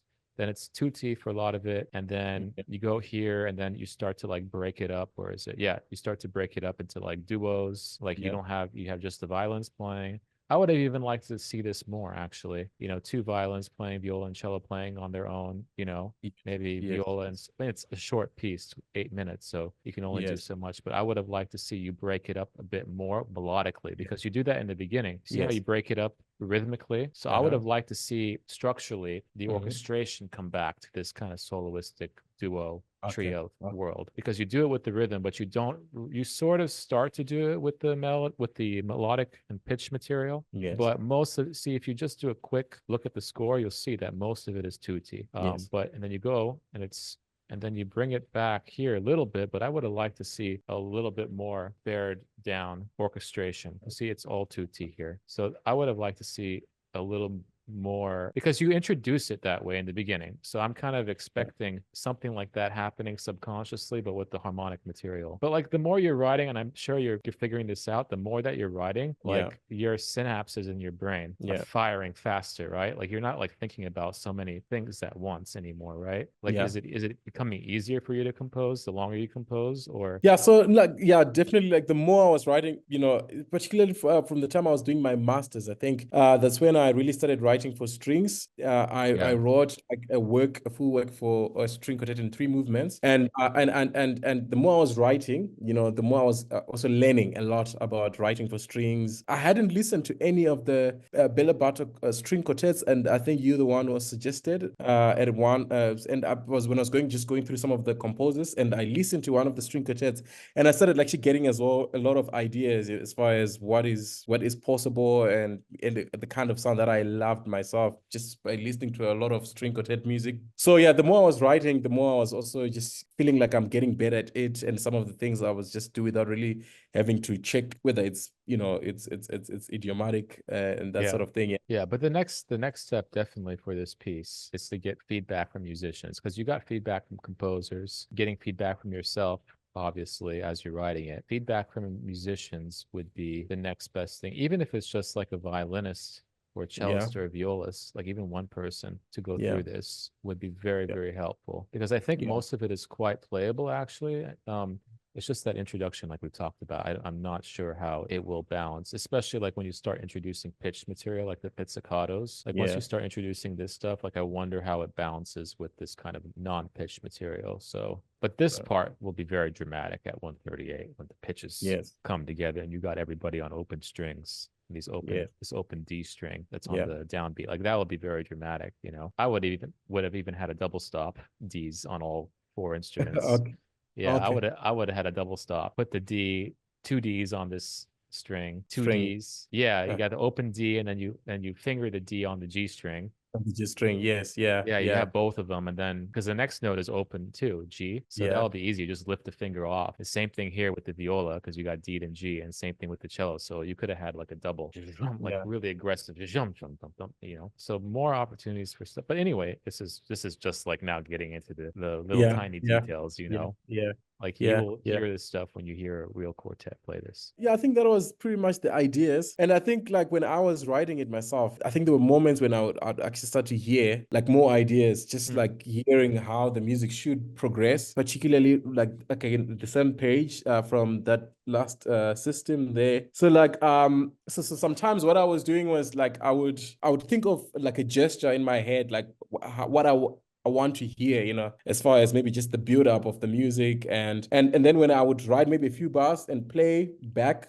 and then I'll start to actually hear, just more ideas. So I think like definitely from that page 12, the last system going into the next page, yes, that whole section before, right up to the second system of page 13. I was like for example, at the top, I felt like I wanted to hear like a chromatic scale running up into the upper register of the first violin and the second violin. So sometimes I would write it like that, and then as I play back, kind of just feel like, okay, maybe actually these can actually work together with this gesture. And that was some of the things that I was doing, in terms of just like creating it. Sometimes it was really me thinking of certain gestures that I wanted to hear within the the instruments, and then maybe write one of it, and then as I play it back, and then I will start to add some of the some of the gestures as well. And yeah, that was how I did some of those pieced material, particularly in at that point in the music. Right, like you have a certain shape in mind for Exactly, where you want the music to go, but you don't know exactly yet what the pitches will be. Yeah, Is that exactly. what Yeah, you're saying? Yeah, that's also very, very common. And I think people in general, they think like they should have everything kind of worked out before they start. They kind of have this like Mozartian idea of what composing is.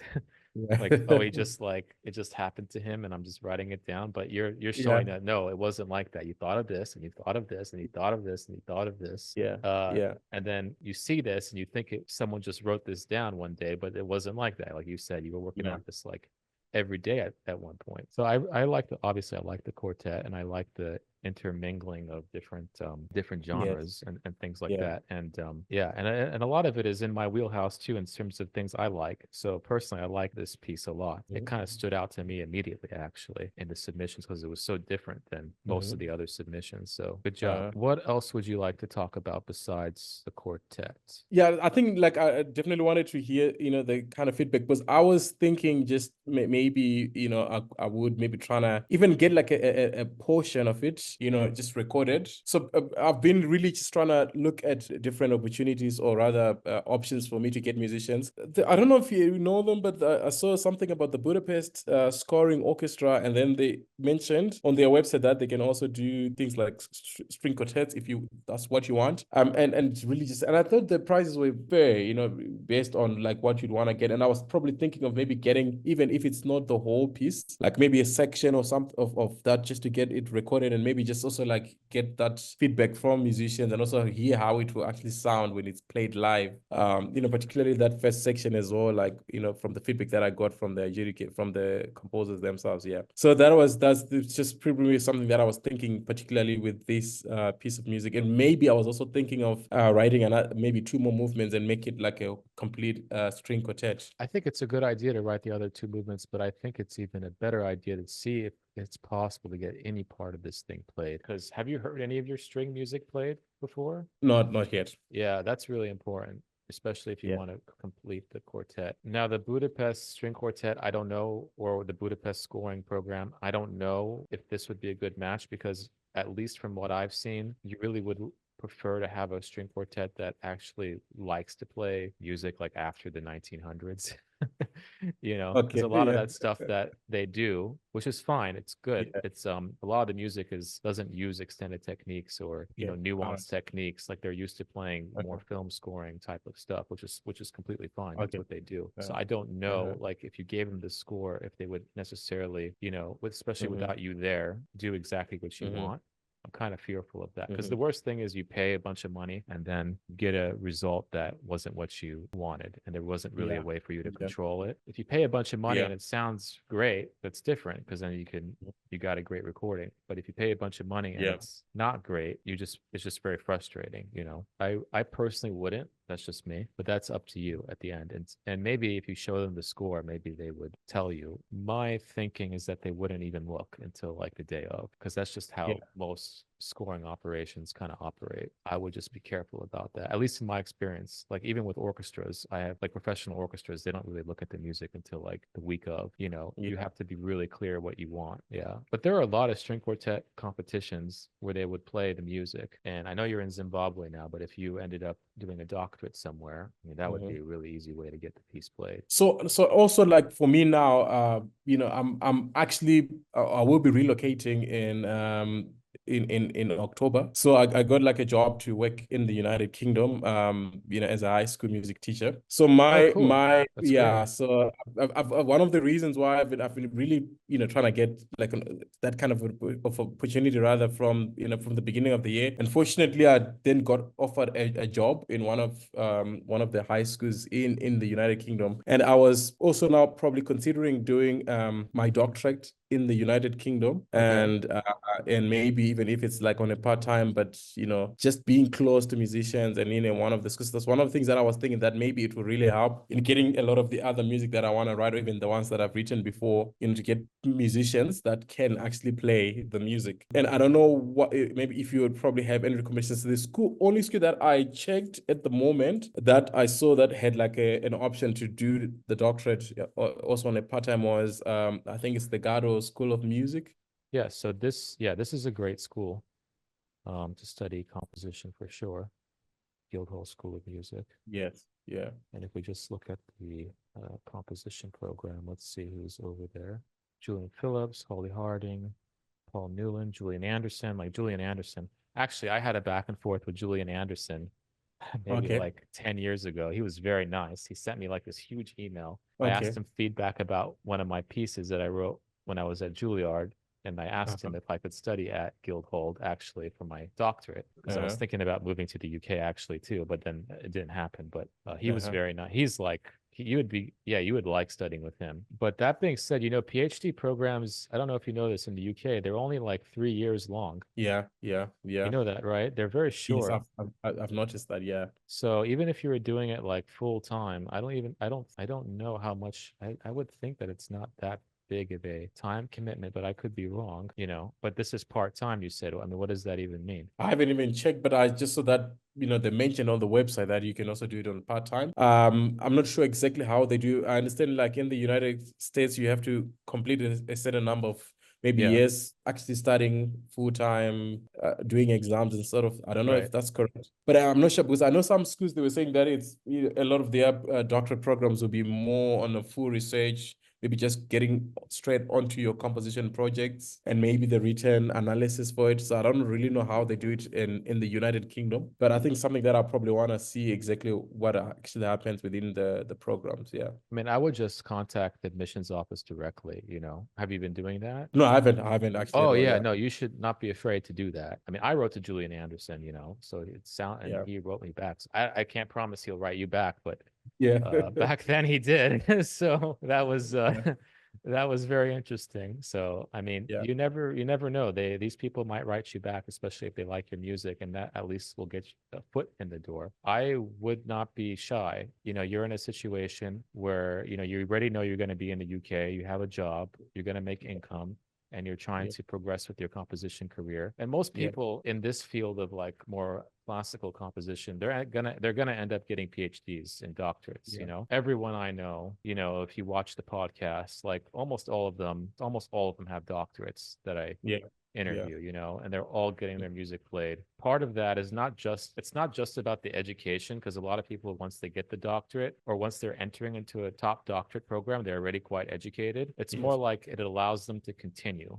That makes sense. They get the support, they get the resources, they have the libraries, they have the musicians, they have the teachers, and they're surrounded by like-minded people, right? So it's more about that than like the actual education, because the education, I mean, you can get it anywhere. You can learn all these things on your own if you're really disciplined. But I found that like being at Columbia, the biggest thing was like being surrounded by the teachers, the other students, the musicians that we would bring every semester. It's more about that than like what you're learning. So I wouldn't be shy. I would start reaching out, and not just Guildhall. I would reach out to as many. I would reach out to King's College, London. I would reach out to the Royal Academy of Music, the Royal College of Music. There's a ton of schools. Yeah. So I saw some of them, they're only offering up to a master's. So that's another thing but I was still also gonna go through the spreadsheet that you did on the UK schools. I was probably also going to go through those universities as well. The only thing that I wasn't sure, like whether doing it in a university would be ideal, or maybe doing it in a more specialized school like the London College of Music or the Guildhall School as well, something like that. I don't know. Yeah, this spreadsheet right here. Yeah, so this spreadsheet has a lot of the stuff. Yeah, good, and the teachers and so on, and what degrees that they offer. Okay, good. I mean, I think you're in you're in a good the state of like always trying to get to the next step. Is a good state to be in, of like wanting to get to that next step, because like even me, I still am shooting for things, right? And that's the main thing. Like, don't think about you're here and you want to get over here. Like, of course you want to be over here at some point, but like for you, like what's the next step and how to get there? So you're going to UK, I would say the PhD is a great option. Even like once you get in touch with the admissions people, if they respond to you, like even ask them like, hey, who's a current student? Like who's a current like first, second year student, or something. And they'd love to talk to you. I've talked to prospective people that wanted to go to Columbia. Like they would love to talk to you and tell you about the program. Don't be shy. Yeah, I think I would definitely do that. Yeah, I would definitely do that. Supposed to graduate with my master's in October, and then literally a week later, that's when I'll be flying out, leaving Zimbabwe. So but I think what I'm gonna do is also to start, like say reach out to schools and even musicians and just trying to start to create those kind of contacts, and hopefully I mean for a long time I really wanted to actually be able to do the doctorate in the United States. I think one of just my biggest worries was just whether I was gonna get any form of funding.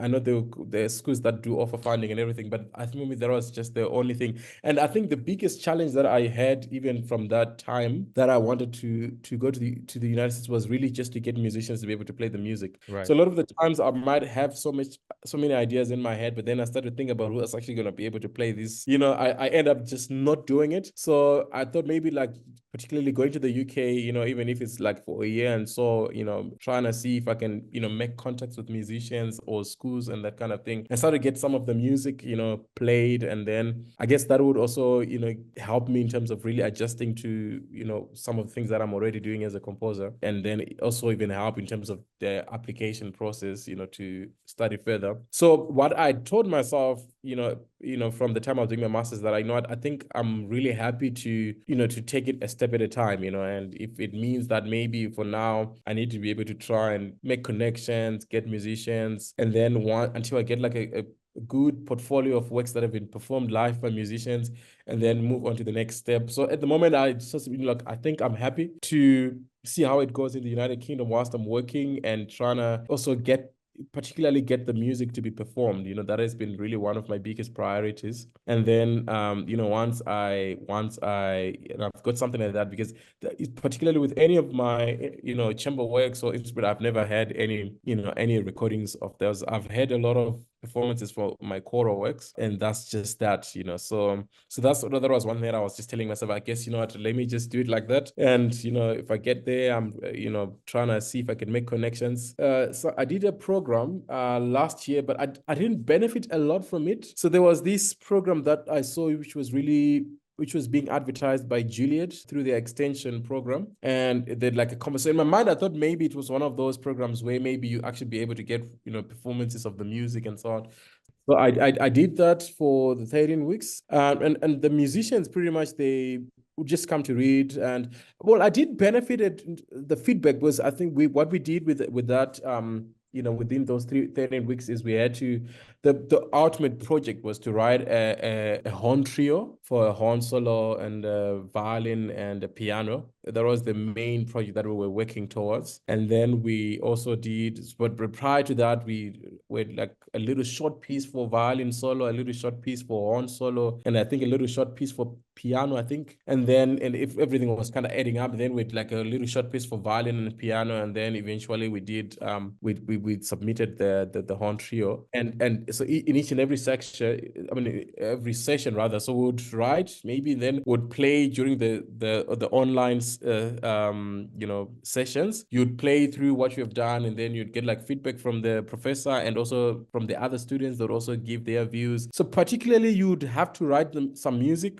and then you would get feedback. And then once at the end of it, then they would bring in a musician to play, to read the scores. And then, but also they said we're not allowed to post the music anyway, which was, but they don't say that even like when you apply. So in my mind, I actually did ask when they interviewed me initially, and they said yes, definitely you get performances, but they didn't actually mention that you're not allowed to. But the moment when we started, that's when we were actually told that you can use it for your own personal use, but you're not allowed to post it anyway. And but the musicians were very competent. In a lot of the times, I was very, very much surprised that even if without much rehearsal, they would really, really try to get a very good reading session from the music. But then obviously sometimes they would make a mistake, and then they'd do another round, do a third round, then they would give you feedback. I would suggest you change this and change that and so on. So when I wrote for violin, the violin solo and then the violin and piano, and then even with the one trio, I got like a lot of feedback from the lady who was playing the violin there. And it kind of just helped me.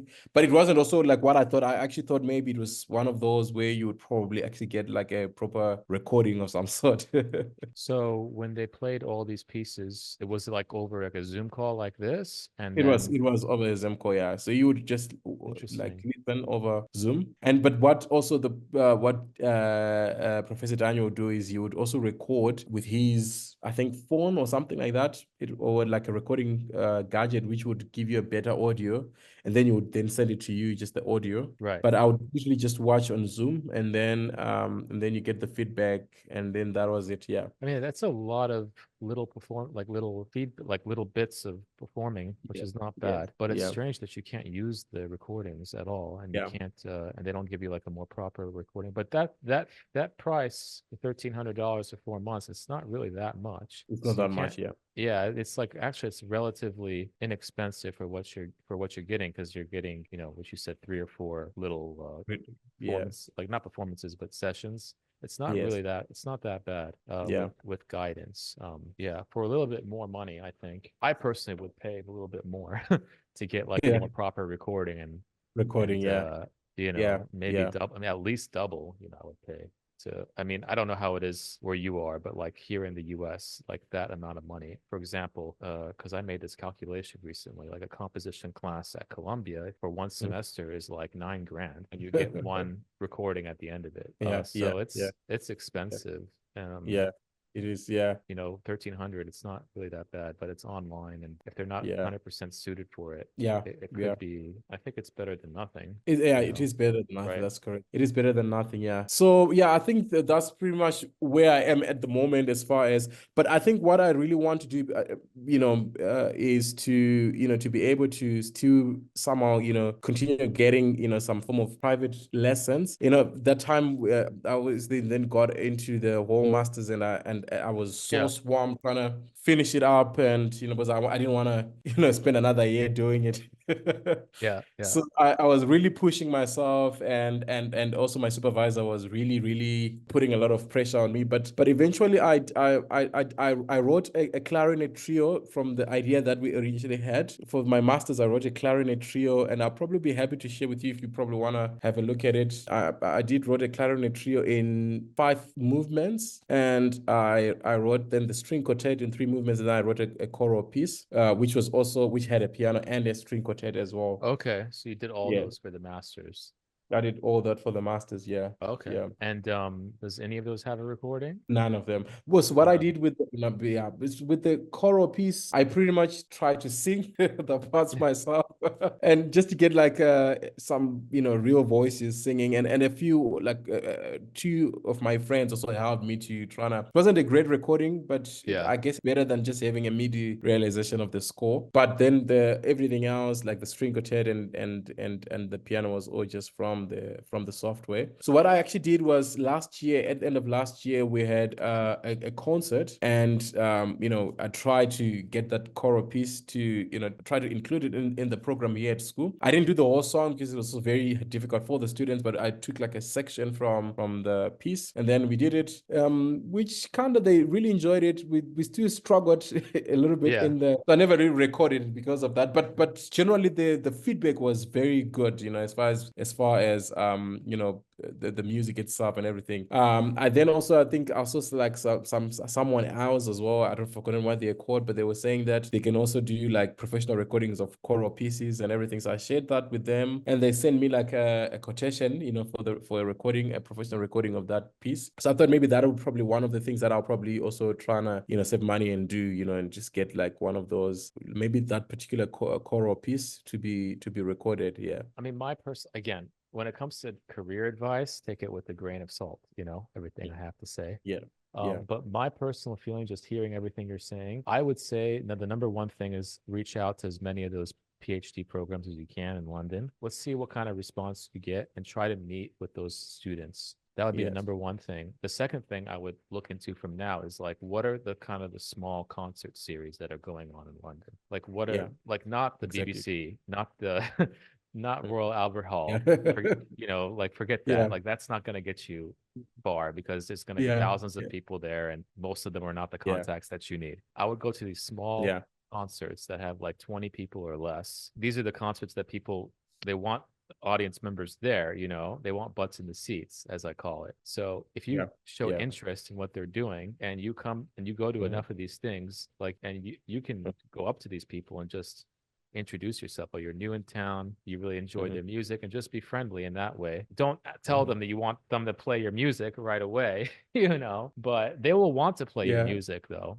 They will eventually want to play not everybody, but some of them will. And that way you can Yeah. avoid like the exorbitant cost of hiring a choir Yeah. or Yeah. string quartet, or because it's always Yeah. better to get Yeah. a group that wants to play your music, because there's a difference between a group that is getting paid to play your music and a group that wants to play your music and programs it. It's a big difference. The majority of the music that I found gets played really well. It's because like that group really wanted to play it. They just really wanted to play the music. Yeah. So they're playing it for the music's sake. You Yes. need to get from that position of, I want these people to play my music so badly, right? To this position where, oh yeah, here, of course you can play my music. And it's more like they are getting value from you rather than you getting value from them. Yes, exactly. That's a very poor position to be in when you're asking. It's better to give. Does that make sense? Yeah. Yeah. But you have to, do to do the work. You have to provide like value by like attending concerts, showing your face, being part of the community, right? You can't just be like writing in your basement or wherever and expect things to happen. That's just not how it works. I think personally that is a better investment of your time than, paying for choirs or paying for quartets that otherwise probably wouldn't play your music again after that. Does that make sense? So let's say like a string quartet, you pay them whatever amount to play your music. Like, what's the chance that they're going to play it again? It's very low, It's very low. Yeah. because, you ask them to play the music because you're paying them money. Short term, it's not great because you're not hearing the music right now. Long term, you want to build these connections that kind of become like these little branches. So you connect with this person, you have a good interaction. This person says to these two people, oh, I had a really good interaction with Tinashe. Oh, and his music is good too. And that will spread around. And then before you know it, you don't really have to do much. So it takes time. It's not going to happen overnight. 10, 15 years ago, I was in exactly your position. How do I get my music played? And not many people had that much great advice though. So I'm hoping this advice is a little better than what was told to me. It is. Yeah.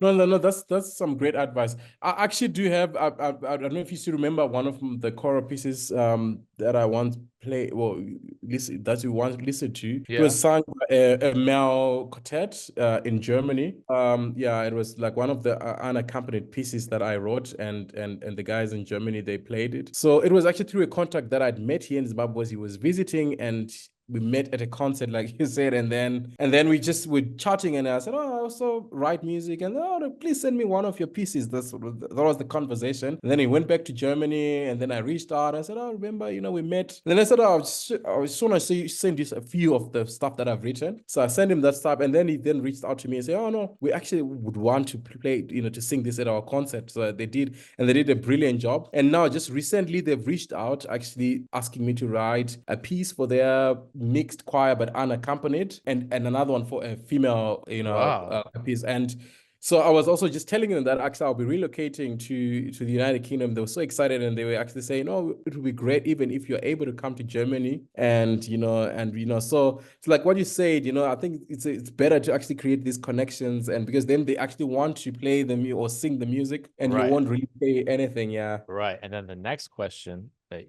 you could still ask, right, is I'm relocating to the UK. Do you know any contacts in the UK I should get in touch with? Yeah. See how that works? Yes, and exactly. then they could introduce you over email or whatever. Oh, this is Tinashe. He's a really great composer. He's coming from Zimbabwe, blah, blah, blah. We played this piece. We're commissioning him to do this. You should meet him when he comes to the UK, or you can even meet them on Zoom. So you can, but you have to be the one to initiate that. Does that make sense? They're not going to just like think of this out of they're busy. They're doing other things. So you say, hey, because he's in Germany, he probably knows a ton of people in the UK. What are, and someone like that introducing you is much better than like a composer like myself or anyone, because these people performed your music and they're intimately aware of how you are around musicians and performers and conductors. You see? This is like the cascading effect I'm talking about. So you should, well, as soon as you get off the phone with me, that's what you should do first. Exactly. Thanks a lot for that advice. But you're doing great. I'm proud of you. I like the positive mindset that you have too. That you're in I get that you're in a difficult situation. Like it's no way to sugarcoat it. You're in you're in an area where there's definitely not a high concentration of high Yeah. profile musicians. It's just no way to get around that currently. I said you can get a bit in South Africa, but even there, it's not, No, it's it's not not like what you would get out there. It's always difficult. Yeah, it's always difficult. yeah. So I'm really, really happy about this moving to the UK. I really feel like I think it's the best thing that I have done to be able to just be to people that can actually, be able to create relationships with and, and just move in the positive direction as far as being a composer as well. And I just commend you for the positive attitude. And, if I'm looking back on my life, I had a lot of very lucky things that happened when I was younger, growing up in LA, moving to New York. I'm not going to lie, those things definitely help. So you realizing getting yourself in a position like that is going to just, your mindset over in a place like London, I can't even imagine what that will be like, for you. So I'm excited to see how that unfolds. And thank you a lot for the opportunity as well. I really enjoyed it. I was asking myself, and probably I just asked the same question that I know you mentioned that, you're probably gonna, announce another competition. I was asking myself, am I allowed to enter again just to try? Yeah, you can. Yeah, there's no reason not. Yeah, you can enter again. Okay. Yeah, I think I guess, even if maybe I think I really just would love to see if I can be able to create whatever the competition will be, if I'll be able to create something, and I think I would love to, to be able to try. So yeah, I'll see when it comes out. Thank you very much, Dr. Haddad. I really, really thank you. benefit and for all the advice that you've given me. I'm Absolutely. really looking forward to, to continue, just working towards the goal. I'm very happy that you're staying positive, and I like the next step. So keep it up. Okay. All right. See you, Tinashe. Hey, Jeremy, how are you? Can you hear me? Yes. Hello. Good to see you. Good to see you too. Congratulations. Thank you. Appreciate it so much. It was an amazing experience. It was such an awesome piece. It was really a lot of fun to listen to. They were all so good. Yes. I have my studying work cut out for me. Yeah, no, absolutely. So everybody that submitted, or most people, there are some names that I recognize, but overall, I didn't, these are all names that are new to me, including yourself. So I'd love to know more about you and explore. I want to also show this piece here because it's a lot of fun. Yeah, I'm Jeremy. I've been composing for a while. I went to Pepperdine for my undergrad and then CSUN for my master's, where I studied with Dr. O'Malley, which was great. I've been listening to Horizons nonstop. As far as kind of my musical journey, I taught myself cello over the pandemic. And so that's been a really big part of what I do, recording cello. It's really helped my string writing a lot, making things very practical, extended techniques as well. So that opened up a whole new world for me. But I'd been composing for a while before that. Concert music.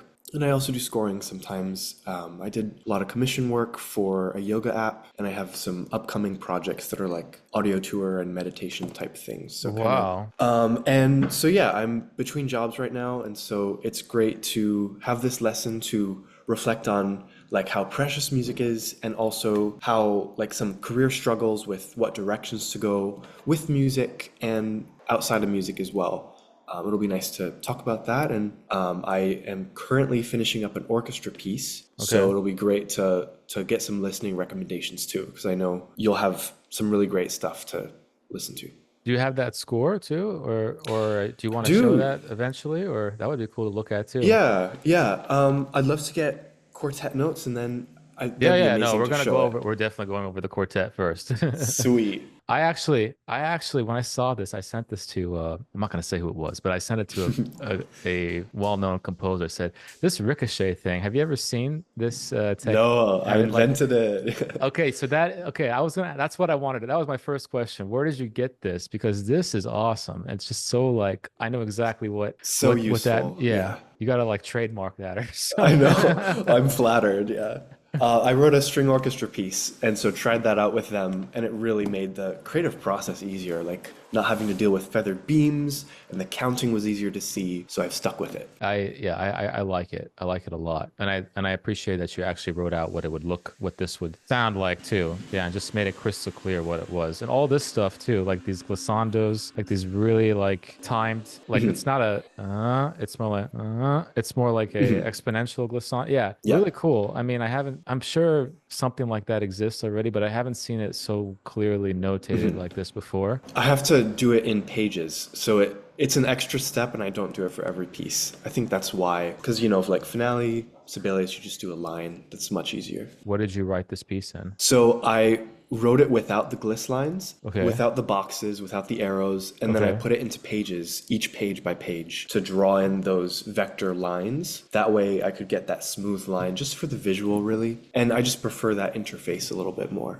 When you say pages, you mean like the Apple Word Yeah, document pages? Oh, it can exactly. do all that stuff? Oh, It wow. can, yeah. And sometimes I use the Adobe Illustrator iPad app because you can also draw vector lines and things. Wow. Okay. So it wasn't really that difficult then. Like there wasn't that much of a learning curve Yeah. to do this. Yeah, no, it was very impressive. And what was more impressive about it was it's not just crazy notation just for the sake of it. It was really well integrated with the piece, with this like slow, gradual thing in the beginning. And then, you really slowly introducing these glissando lines throughout and then like stretching it out and then getting to this very controversial section that me and Katie Yes. were arguing about. on Oh page dear, I know. 6 I'm and surprised. Page Yeah. 7. Fair enough, though. Yes. Yeah. And some people in the comments, I think there was somebody that said that, because I read all the comments. They're I fun. know. They were so fun to read. One guy was saying, I don't remember the exact comment, but like, oh, when the music is in boxes, that's when the composer Stops composing. stops Yes. composing, which is ironic because also I heard that from somebody else too. I heard that from when I had a lesson with Unsuk Shin. This was like 7 years ago. She told me the same thing. I had a thing with Wow. boxed notation like this, and she told me, why don't you just write it out, And I remember her having lessons with others, and it was some other, I forgot who it was, but somebody else had a score too, that had way more box notation than I had or what you had. It was like everywhere. And like she like ripped this person to shreds, and it was like, what for what, anyway, it was interesting. So controversial. Yeah, like I've seen, John Corleano writes with box notation all the time. Nobody says anything to him. Although Anyway. Ligeti scores never boxes. He writes it all out and they don't play it exactly. So I'm trying to find that balance in my orchestra piece because it's a lot of forces to manage. But for a quartet, I think it worked well with boxes. I think me and Katie understood the idea of it like getting more and more complex, and it starts out not complex at all, then it gets slightly more complex, and at a certain point you want them all to be individual. I mean, it made sense. I just think we had kind of a mini argument about this part at 73, like getting out of that and going into like this tune. Yeah, I think your comments were certainly valid that maybe it needed some more prep. Because if I had not used boxes, I could have kind of motivically blended into it, like told them to include some F sharps, and that way it could have dovetailed out much smoother. But I didn't do that. I had it unpitched, as you see, mostly. And the harmonics, I was hoping those would kind of bridge into that F sharp minor sound world, but I think the cellist didn't do harmonic glisses. She just did normal glisses, and so it didn't establish that world as I thought it might. Well, you have let's see what you're talking about here. So like you have the harmonic glisses from, you're kind of going from A to A. It's not really a strong F sharp feeling. If I added an F sharp, it might have added more. I was hoping the A's and the C sharps and that kind of bridging back from unpitched into pitched would have kind of blended them together, but it really didn't. I mean, a thought experiment I had, well, I don't remember if I said this to Katie in the call, but my thinking was like, I like the boxes, the more I look at it, because it shows, I like the idea of giving players agency too. That's what I think of when I think of boxes. I don't think of the composer ran out of ideas. I think of it as giving agency to the players. But I would have liked to see this part kind of return, not with the same material as this part exactly, but the same way that you built us up to this. I would have liked to see a kind of a not what's the word, like a putting back together the pieces here. At For 7. sure. You could have put like another 7-8 bars here, maybe.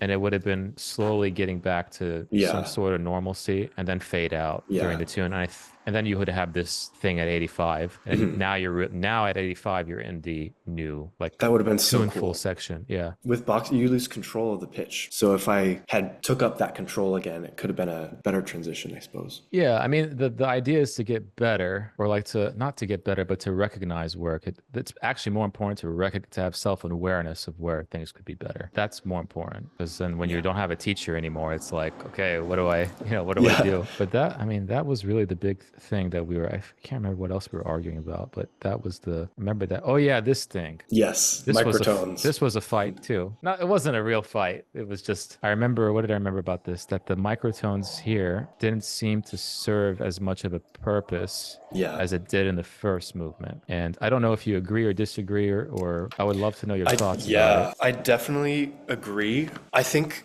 the violinist did the microtones in the first statement of the fugue, but once I started using tonal harmony, it kind of got phased out, unfortunately.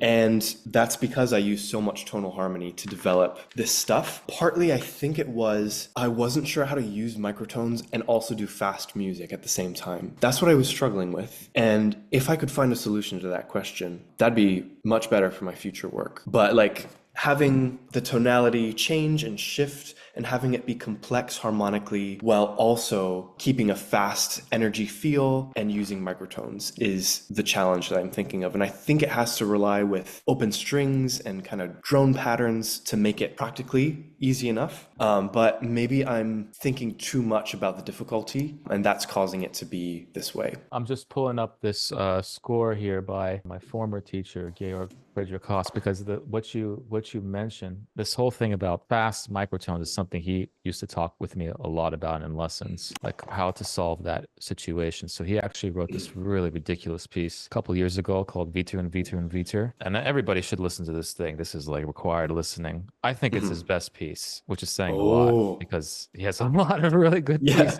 They're awesome.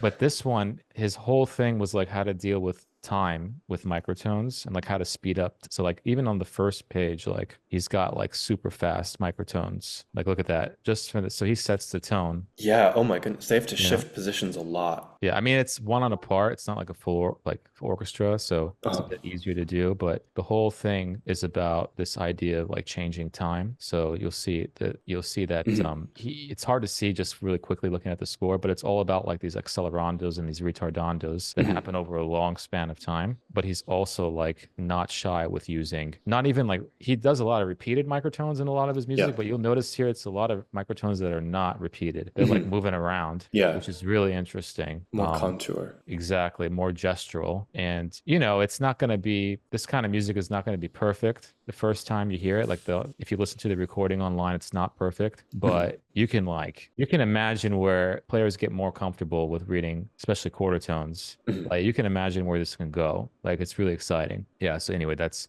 your homework. Yeah, definitely. And find players who aren't scared of it, I suppose. I think part of it too is like to be genuinely excited about using those sounds too, and to actually try to make your own language with it. Players can sense that if you're using pitch on a level where they know that you can hear those pitches, and they're not just pitches that you threw on the page randomly. And your music doesn't do that. I mean, you obviously are thinking about pitch in a certain way. It's just that like how do you make them realize it? That's still a work in progress. And for Haas and for me and for whoever is working with microtones, it's just an ongoing thing. Yeah. Okay, good. I'm not alone on that problem. No, you're not alone. So we're all trying to solve that then. Yeah, absolutely. Cool. What else? Well, I suppose I could show you my orchestra piece. I haven't produced the MIDI quite as well, but I can do that. I'll get a Google Drive link and we can just peruse it a little bit. I'll get some notation stuff maybe. Yeah. Because I've formatted it, but I'm going to revise some stuff. So it's like a great timing. So I got the score up. Let's look at the score. I always like to look at the score before listening. It's just the way I am, especially with MIDI. And that's also how I judge the contest too. I'd never listen first. I always look first. That helps me more, because if I start listening to MIDI, I start to get influenced, and I'd rather just imagine what I think it will sound like, and then listening will confirm or maybe I get surprised. Usually I'm not that surprised. Yep. It's very wise. Okay, let's see. Let's look at this. So this is, what is this? Double It's not exactly double winds. You got, well, yeah, no, it is double Yeah, winds. winds and Double two, woodwinds. and then a larger brass because I need practice with brass, to be honest. No, it's a good size orchestra actually. Yeah. It's not small at all. And you got your percussion, okay. And then what else do you have here? So what is this? You are like the notation guy right here. What I is guess that? so.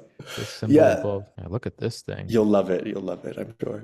This symbol above and the strings represents a continuous, messy ricochet. You and the ricochets, huh? Yeah, You yeah. are the Same string orchestra piece, so okay. it's proven to work. Yeah. Cool. I like it. Okay. Each player fills the note duration with the repeated ricochet attacks, striving to fill in the gaps and create a thick. Okay. This is not, I'm assuming that particular one is not a double stop, is it? It could be. DVC. Okay. Yeah, Okay. it's DVC. Yeah. And then let's see. Feathered beams indicate gradual. Okay. We know about that. Okay. And then what is this? In the Sensen Missouri Coda section, several dotted bar lines indicate to the players that they may play independently without a strict sense of pulse, designed to create a saturated, joyful texture. Yeah, I'd be careful about this. Mm. I haven't had that much luck getting orchestral players to play freely when they have specific pitches and on specific beats. And sometimes, like when you have the score like this, it's very clear to the conductor what's happening and like where the things can sort of misalign. But when you're looking at a part, you got to imagine the staff and the dotted bar line. It makes it kind of unclear where the next bar is when you have the dots, the dashes there. Yeah. Because I've done that in a piece before where they have dashed bar lines and it was just more confusing than if I had just said like put a big bracket over like that whole phrase, big thick bracket, and say this is not supposed to be together. Got it. Because this reminds me of my piece.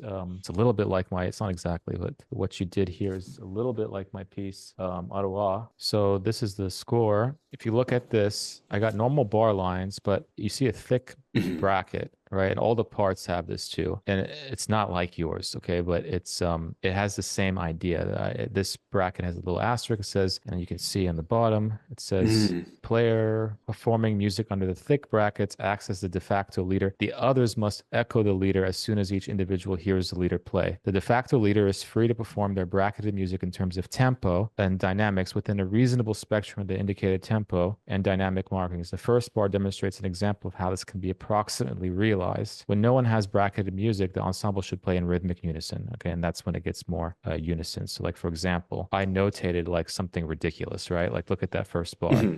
It's like unreadable, right? And then like look at the next bar. See how it's like these are all eighth notes? I want this to sound like this. That's a beautiful way to do that.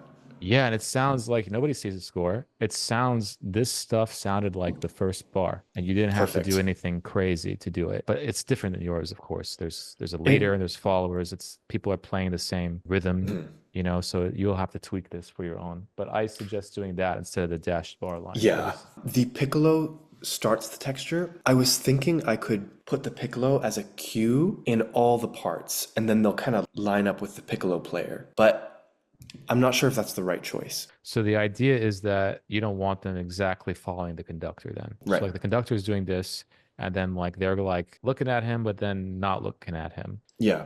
Yeah. It's all arpeggiation on A. I kind of just wanted it to feel like warm up, like the orchestra's tuning, kind of very freestyle. Maybe I should have just done solid bars and notated it as such, but I wasn't sure. I wanted to hear what it sounds like. I'm actually curious, like looking at this page, just this page, for example, even if you had, because the rhythms are so different across the instruments anyway, I wonder if you just had it in time normally and not say anything, how different will it sound from what you are thinking in your head? My feeling is that it won't be 10 to 15% different than if they just played with the conductor. And my view is like, if it's only 10 to 15% different, I go with the easier thing to do. When you're in an orchestra environment, when you're in a chamber environment, it's all bets are off. But when you're in an orchestra environment, my view is if it's 10 to 15% different, if you did it the easier way, go with the easier way. If it's 50% different to go with the harder way, try the harder way. And the more you write for orchestra, the more you figure out what that percentage is,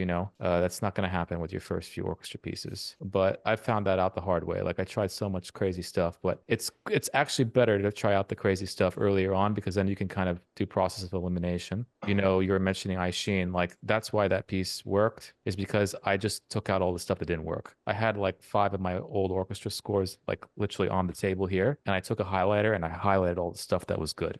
That's how I started writing that piece. Is like I just took stuff that I knew worked from every piece not every piece, but the pieces that I liked, and I reworked them for I Sheen. And that's why that piece to me works, because I already knew that a lot of that weird stuff in it worked from previous pieces that just never been heard that way before. So that's my long-winded way of saying just try it. But I would get rid of the dashed lines and just have normal bar lines and just put like a note starting from the senza misura. Just don't look at doing something simple, like don't look at the conductor, but stay within 60 to 86. You can write a specific note like every player stays within quarter equals 60 to 80, so whatever you decide, right? Whatever the range is, just the conductor will be the average, but all of you need to pick something in between. And I would even recommend that you don't give them a choice in an orchestral context. I would just say, piccolo, you're going to be the anchor, you're going to be the anchor, you're going to be the one following, or it could be the celesta or whatever. It could be the celesta and the harp, maybe the anchor with the piccolo. Those are the ones following the conductor. And then you can say like, hey, flute 1, oboe, you're going to be faster than the conductor. You're going to be play at 80. And then, clarinet 1, you're going to play at 86, and clarinet 2, you're going to play at 70. And, they can like actually practice their part without like guessing what it is. And then they'll know, oh, I'm not supposed to be with the conductor. If it was me, that's what I would do. Yeah, there's quite a lot of music too. And then how does it end? Like if everybody's not ending together, what happens? Yeah, there's kind of a vamp bar or like a empty bar, so that it would work out if they happen at different times. And then the conductor will give a really nice cue for that last chord. Yeah, so just put a fermata here and put a note for the conductor, like down there, put an asterisk saying, wait for everyone to finish, and, or something. As soon as all parts finish, go to measure whatever this is, the odd tempo. Cue the odd tempo immediately after the winds percussion, keyboard percussion finish, something like that. You say it in less words than that, and then you get to the odd tempo. That's and best. I think you'll get closer to what you want than like letting everybody kind of do their own thing, because orchestra musicians don't want to do their own thing. They want to play what's on the page, and they want to do a good job. Yeah. They don't like sounding bad, and to them, not playing with each other and not following the conductor is like against everything they've been taught. Yeah, I would be just a little cautious about that. But it's a good idea. You just have to like think about, all right, I like this idea, I want to realize it. Like how do I make it more like what they're used to in an orchestral environment? They're not going to be happy with this. They will be less pissed off. Let's put it that way. But it's great. I'll meditate on it. Yeah. Meditate on it. But make a decision. Yeah. No, but I think what I suggested, I think it has a shot of getting close to what you are envisioning. Yeah. Yeah. Very clear instructions is important. Yeah. Awesome. Let's see what else. Yeah. I want to do something more textural for the beginning. I don't like how it kind of lines up on the beat too much. I wanted to have control over the layers, but I think I need a different strategy to do that. Because the introduction just falls flat for me, and then the rest of the piece is great in my mind. My goals were to use that microtonal harmony, which is kind of A major chord, and then a chord built off of G extra sharp, or a little less sharp, a flatter G sharp minor chord. That gets the kind of natural tritone sound, and then the little bit wider major seventh sound as well. And a nice warm second in the middle there with that B that's going to be a little flatter. And I'm missing that B in this version, I think. That's kind of my goal. I want that harmony, and I want it to come from like a drone, grow into a really large texture that blends with the brass quite well. And I want details in the winds to have some complexity and some kind of counterpoint that'll foreshadow the melody, which happens in the next couple pages. Let's see. So you have this pizzicato thing also, which is part of the texture, but then it kind of goes away sort of on page 2, right? Yeah, I don't think it was successful. I did like intervals by the prime numbers going up and down, because I wanted to have something really logically justified to begin it. But yeah, it sticks out. It's a little too tentative of a beginning. So I'm going to get rid of that. texture is a hard thing to figure out when you're looking at a score. But one thing I noticed is that, yeah, having a clear vision of where one texture starts and where one ends. Because like right now it's like that first page doesn't clearly, besides what the woodwinds are doing, doesn't clearly indicate to me that the second page is inevitable in terms of the string writing. Yeah. That's what I'm having, and the keyboard percussion writing and harp. You have all this activity in the celesta and the harp, but then like it's like empty here. And then same thing with the strings. It's you have all this activity, especially with the pizzicato that we'll hear, but then it's nothing. And I just wonder, do you even need to have the celesta and the harp? And would you be doing more by subtracting? Say like I like to call it saving sounds, like saving these sounds for later, because you're already introducing microtones, which is already going to be something different. Making that easier for the audience to hear in the beginning, I think it will be better than like clouding it with these pizzicatos and the celesta, which is all playing obviously standard temperament stuff. So that's also taken away. That's just my hunch. I'm not 100% sure, but that's my hunch with that first page. I totally agree. I don't think anything is wrong with the woodwind writing. I really like how you do this thing with the oboe against the clarinet. Really nice. You have this like held forte piano, very subtle, and boop, boop, boom thing, and then you held this really, and you do the same thing, horn against oboe, and then you had the bassoon again. Like that's really nice. And then you build up, you put another instrument with the clarinet, second clarinet, so it's doubled. Like all that is very nice. Like that'll sound great. So I don't have a problem with that. And, it is the celesta. The pizzicato, it's terrible. Some of the rationale was, the celesta can't play the microtone, but I used an attack before. I need an attack again, pizzicato, and that is not a great thought process. Nobody's gonna equate the celesta attack with the string attack. They're so different. Especially the range is so low because I needed the higher voices for definitely agree. If you had the celesta in unison or in octaves with the pizzicato and you put them together and they're always together, we're gonna identify that sound. But you're not gonna identify that sound separately as being related. It's just not going to happen in an orchestral context where you have so many players out there and the celesta's over there and then the cello and the violas are over here. In your experience, more of a logistical question, I know the trumpets have a slide they can use for microtone adjustments. The horns, do they do it with their hand shape to adjust? They either do it with their hands or they use like the natural, series. Okay. And they can switch between the F and the B flat sides of the horn, depending on the series. I used to put fingerings and things like that for horns and for everybody. I used to put fingerings, but I don't do that anymore because I found that players don't like to be told how to play their instrument. Yeah, sure. And they want, again, we go back to that word agency. Musicians, especially like I find woodwinds and percussionists and brass players, like people that are playing one on a part, they really value having agency, especially when they're playing new music, because when they're playing Mahler or Brahms or whatever, like there is a correct or more correct way to play that music. But with new music, like no one has ever played it before, they can put their stamp on it. I've tried it both ways. Honestly, it didn't make much of a difference whether I put a fingering or not. Like it didn't make any difference. Most people were confused both times. They had to practice either way. And then I would get messages from musicians, that fingering doesn't work on my instrument, but this one does. But then I would change it, and then like the next time it gets played, that fingering doesn't work, but this other one does. And I'm like, I can't win, so I'm just not going to have any fingerings. Yes.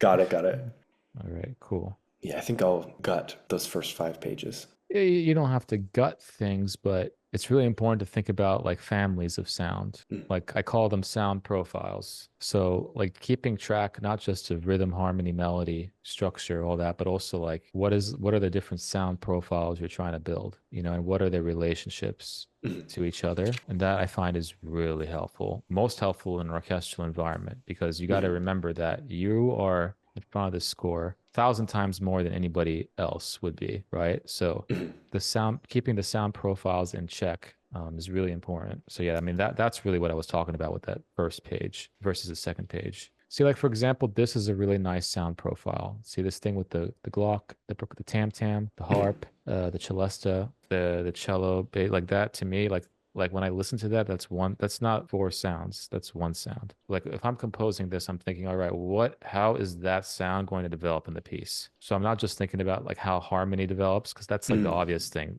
because that's what we know from Beethoven and Brahms, and like harmony is the thing that develops key changes, modulations. That's what we see. A lot of modern composers, a lot of the things that they're doing are with sound. You have to treat sound too as a parameter that gets developed. So like I wondered, like when I'm looking at this, I wonder, okay, how's this sound profile going to be developed in the piece? Or is it just like it could also be just like a needle drop too. That's fine. But as long as you know that. Yeah, it gets developed. I've really enjoyed using like the bell tree and using brass mallets on the different individual thing. Like that's a nice way to get that, like the high shimmer frequencies in a frequency spectrum is kind of what that idea is to me, that sparkle on top of a low grounding. I did try and develop that. Glockenspiel is such a distinctive sound, so that was the solution I found, to have it be still that brightness, but analogous and like different enough that it... You might not even need that many pitches with Glock. My experience with Glock, just like with a lot of fast pitches like that, it tends to overwhelm the sound. This is fine actually, but I would just make a note that if it's too overwhelming and they can't play it softer than whatever it is, you can like ask the player, hey, can you play every 3 notes or every 4 notes? It's easier to delete notes than to add notes. And that way the Glock might not be overpowering in that scenario. And you give the celesta a little bit more of its own particular thing, because the celesta might get lost against that Glock. But again, I'm not 100% sure, you know, but the important thing is that you're thinking about this when you're getting your piece rehearsed. Like it's a possibility that you're keeping track of, you know, if that makes sense. This is cool though. And then you got your, what is that, the ricochet on the bottom there? Yes, yeah. Kind of blends with that bell texture. It'll be a muddy sound, but good. Yes. The famous Zerb. Is it Zerbi or Zerbe? How do you pronounce your last Zerbi, name? yes. Zerbi. Yeah. The Zerbische. Yes. Awesome. What is this here? What is this? BTR. What is that? A bell tree. That's the bell tree. Oh, yes. Yeah, that's the bell tree. With that, yeah, I kind of wanted to beam things over the bar line and make it really organic so that it'll kind of be against the glockenspiel. I'm not sure if that's the right choice, especially logistically, but... I mean, this will sound very messy if that's what you want. Yeah, the glocking. I think, I do want to mess. Yeah. Should I want to mess is a different question. That's your question. But yeah, that will sound like a mess for sure. Yeah, I mean, it could be good though, because you got the harp and the celesta doing like the more rhythmic stuff. As long as the harp stays in time, the harp music is not, especially like that third measure, is not completely easy to play. It's not that straightforward. I just wonder if that third bar is unnecessarily difficult. Yeah, but again, this is my subjective part of my brain talking. You know, those 3 grace notes on the downbeat in an orchestral setting, the harp is over there, and then you're asking her or him to play grace notes on the and of one while there's all this other stuff going on. That's tough. I don't know how much of a difference that would make, because you already have a lot of stuff happening like on a syncopated. You already have a lot of sound happening on every part of the beat. So my hunch is it will not sound as robotic as you might think. That's all. That's my hunch, but I'm not 100% sure. I trust your hunch. Yeah, it's just a hunch, but why not have the cello join in on the tune? They join later. Later? Divides parts. Fine. Good. Okay.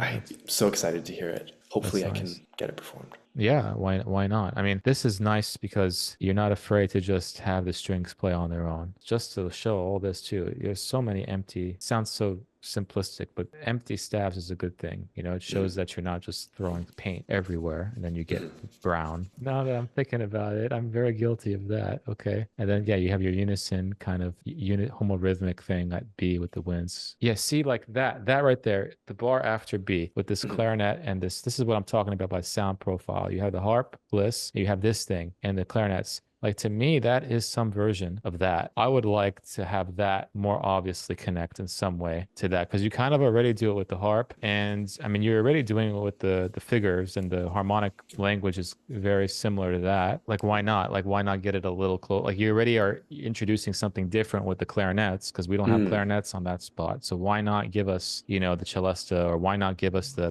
basses are not playing there. Why not give that back to us so that we can have a nice memory bank of sound profiles. Yeah, I wonder what this will be. I wonder if this will be too bare here, this thing. I went at 8 to 10. This is all great, all this, but 8 to 10, I wonder what that will be like. You have the tune, and then you bring in the woodwinds. You have the little shimmer there, and then you bring in the clarinets, and then like all the winds just stop, and then you just give us the strings back, and then all of a sudden you insert the brass who haven't played in a while. I just wonder if that part could be thought out a little more. I don't know what could go there. I just wonder, I just wonder out loud. It could be thought out a little more. What would happen? Yeah, something to bridge between textures. Yeah, if it's something to bridge, really bridge it. But if you want to have like a clear break, do a clear break. At least that's my thought. I know people are going to disagree with that, but like for orchestral music, you hear like most of the real powerhouse orchestral music out there, whether it's traditional or contemporary, even if the music is complex, like they make clear structural things happening in the piece. And I think like for you, it's very clear up until like the end of this part of the woodwinds. Then I start to get a little lost. And then here, go ahead. The woodwinds, they're kind of doubling the strings. I think it'd be interesting if they had like a counter melody idea. That way the texture stays isolated, but the complexity of the music grows a little bit more in that section. And I think they could keep doing some of that counter melody stuff or little gestures to respond.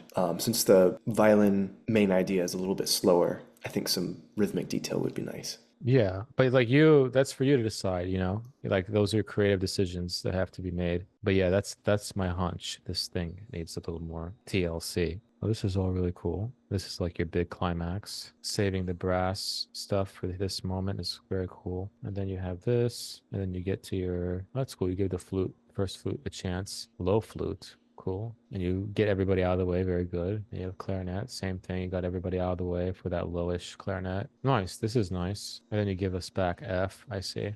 I love wind writing. It's too much fun. I play strings, but I don't know. The idea of having people close together and I don't have to worry about volume as much or entrances. They can do really delicate rhythms and hopefully the counterpoint will come through. No, the wind writing is very good. Good. I mean, I think you have a lot of things to think about already. Yeah. Cool. Anything else you want? We have a couple. I would love like recommendations for places to look for with competitions or scores that I should listen to, especially more modern orchestra pieces that I should be studying, inspiration that really bridges counterpoint and texture maybe, or if you have any favorite pieces. I always love listening recommendations. That's a big question. I gave you Vita und Viter. Yeah, that's like an hour long piece. You should listen to that. I would even just go back to Ravel and look at those pieces. I actually sort of find it more helpful sometimes to go back to those pieces than to study a modern score, because then I don't know, it's like almost like too much to choose from. But O'Malley, you mentioned O'Malley. That was a really good person you mentioned.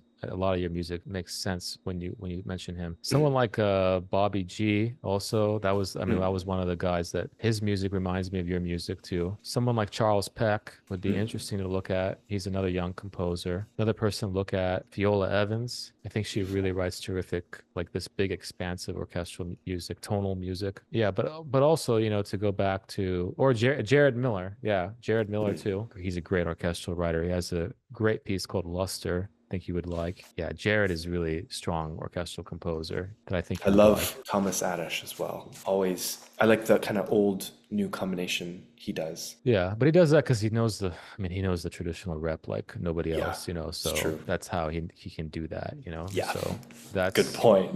That for whatever reasons gets overlooked the further we get into composition, but I feel like the further we get into composition, we should study that stuff even more so that we don't lose sight of the structural body of it and the way things develop. Anything else? This was so helpful. This was very inspiring. My first lesson after graduating, so it's very special. Awesome. Thank you for the opportunity. Absolutely, man. Congratulations. It was a lot of fun. I'm glad that you submitted, so thank you. Thank you. All right. I'm excited for your future videos, and I hope you have a great next lesson, and thanks for giving such great feedback. Yeah, absolutely, man. All right. Ciao. See you. All right. Thank you. Bye. Congratulations. How you doing? Thank you. I'm doing good. How's everything going? It's good. I'm just in Texas right now, in Austin. What about you? I'm here in the same spot I usually am. I kind of consolidated everything here, so sorry if I'm kind of like looking like this. I wish I had like a teleprompter here because then I could look at you. But what are you doing in Austin? I'm just visiting my family, then back to New York in like a week. Are you studying? You're still doing MSM? I am not Or Manus. Yeah, I'm not in school next year or this coming, Okay, but okay. I'm taking a gap year, reapplying to schools. Well, I gotta say, like your piece, yeah. So like, I don't see any of the like I don't see the names or anything else. So like, I saw your piece. I said, wow, this. First of all, I liked it like right away because it was so like not what I expect microtonal music to be, you know. Yeah. And the tune at the end like threw me off. Especially, I was like, whoa, what?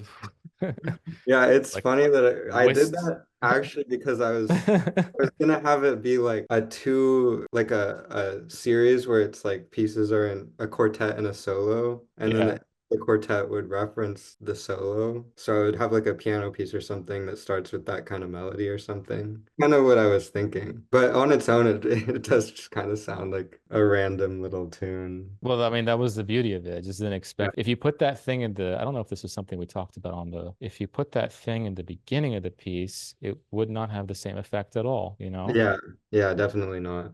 Yeah, this thing here, yeah, just so unexpected. And no microtones either. Yeah, yeah. Just like first partial harmonic, just like super simple. It And is kind of just out of nowhere. I kind of like just doing like Chris calls it trolling, like just trolling the listener at the end. But yeah, that's basically what I do. it was really cool. Yeah, and this whole thing with the repeats too. Like, I mean, it sounds like simple to say it out loud like this, but like it's very brave to just have all these repeated slow sections like one after the other. Yeah, I've been trying to do that more in my music because I feel like when I focus down and do like just like clarity and focus, that's like what I'm like really trying to get good at right now. So that was kind of why I wrote this piece to be like so transparent, I guess. It was trying to just be focused, I guess, is what I'm trying to say. Yeah, no, absolutely. I mean, it's not super focused and it adds like a tiny like layer of complexity each time. Well, sort of yes and no. Like you add a layer of complexity here at A, and then you kind of like I like how you kind of like back off at B, like rhythmically. You add it again here at C, but you add like this eighth note figure that's just like so slightly different with these double stops and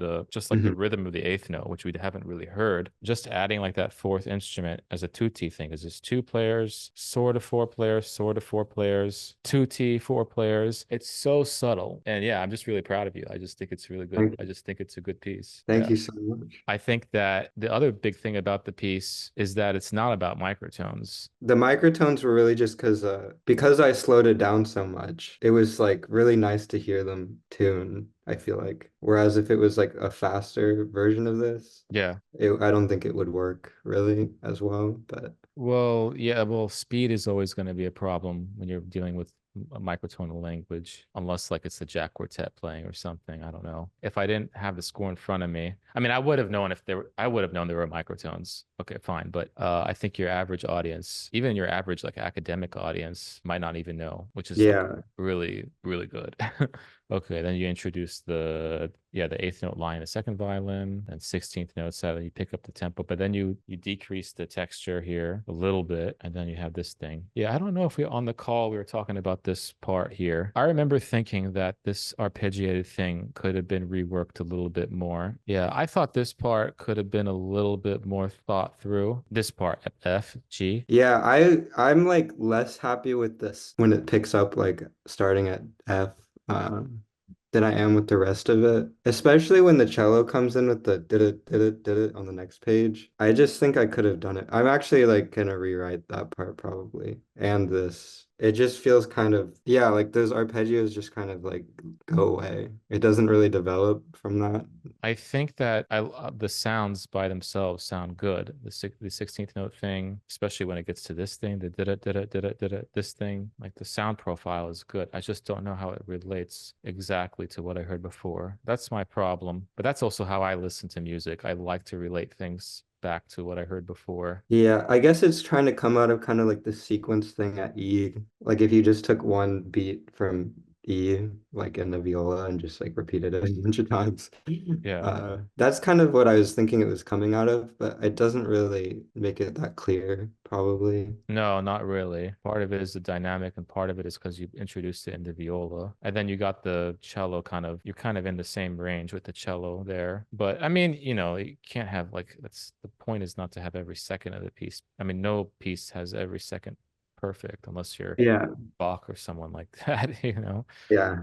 Yeah. I mean, like to me, if I heard the piece starting from letter F, I wouldn't have thought that. That makes sense. Because like to me, then that's your material, like this yadam, yadam, like this in the violoncello. Yeah. And then da da da da da da da, and then the dee da, this thing in the violin. Like to me, I would have been all right. That's the material. That's what he's going off of. Because I heard all this first, Mhm. mentally, I'm like, all right, what is this? Like it's not that different. It's not that different where I'm like, okay, like this is a new section, and I can just Yeah. like it's not like a second movement where I'm like, all right, I have a clean slate. There are some common things, but it's hard to connect them. Yeah, I guess I can feel it more like in my head because I like wrote it. It might not come across. Because like the suspensions were like in the viola and cello. That was kind of what I was basing the piece off from the start, was this idea of like because it starts with just like a canon that we're like kind of having suspensions off of each other.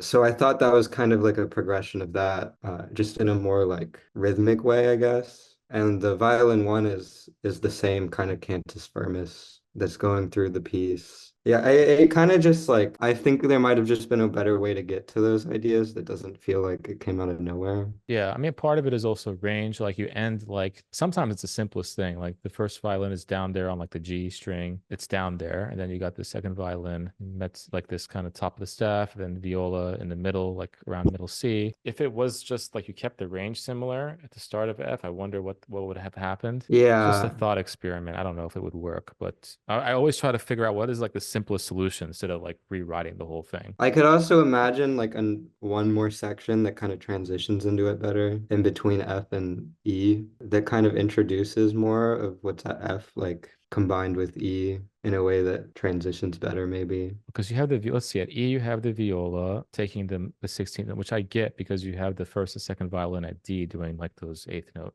triplet Mhm. oscillations. And you go to E, you got the 16th notes in the viola. The logical thing to have done after that, let me see. My thinking is like, what if that 16th note, I mean, it would really change a lot of your piece, but what if that's to keep the continuity? Why wouldn't that 16th note go down to the cellos? So like you Mm. start in the violas, keep it in the viola, instead of going to the second violin, go down to the cellos, you know, and then the cellos do the 16th note thing at F, and then Yeah. it gradually becomes the da da da thing. That makes a lot more sense. I don't know why I never gave it to the cello. It seems odd that I the cello think doesn't get a chance. I was a little bit like maybe thinking too much about having a bass note to tune to because I was really like, oh, there has to be the fundamental in the cello every time I was writing.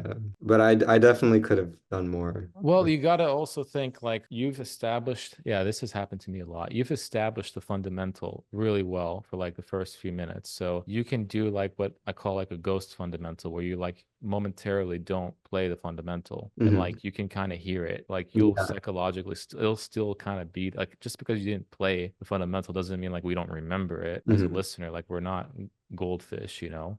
Like we'll remember something that just got played. I would expand a bit on yeah, but I mean I love this language. I mean, I Thank think you. it's Yeah. very unique and Yeah, I was trying to blend like Haas with something old, medieval and folk, I guess. yeah, it's got like a troubadour kind of thing. Well, especially at the end, you reveal that. And then you got kind of like your motet style writing in the beginning. I mean, I just like it. I'm definitely biased. Like with your piece, like when I saw like when I was picking the five finalists, like just looking at your piece, I'm not gonna lie, I was biased. I said, "Ah, this is like something I like." So that when I picked the other four, I was trying to make sure that I wasn't picking based on my biases. Yeah, yeah, definitely. I don't know how successful that was, but that's the It thing when was you're one pretty diverse, person. I Yeah. felt. I know there there was a lot of comments that I thought were funny, and I thought the choices were all very different and unique to me. I thought so too. I mean, it's just interesting because, you know, since we've been gone through conservatory training and we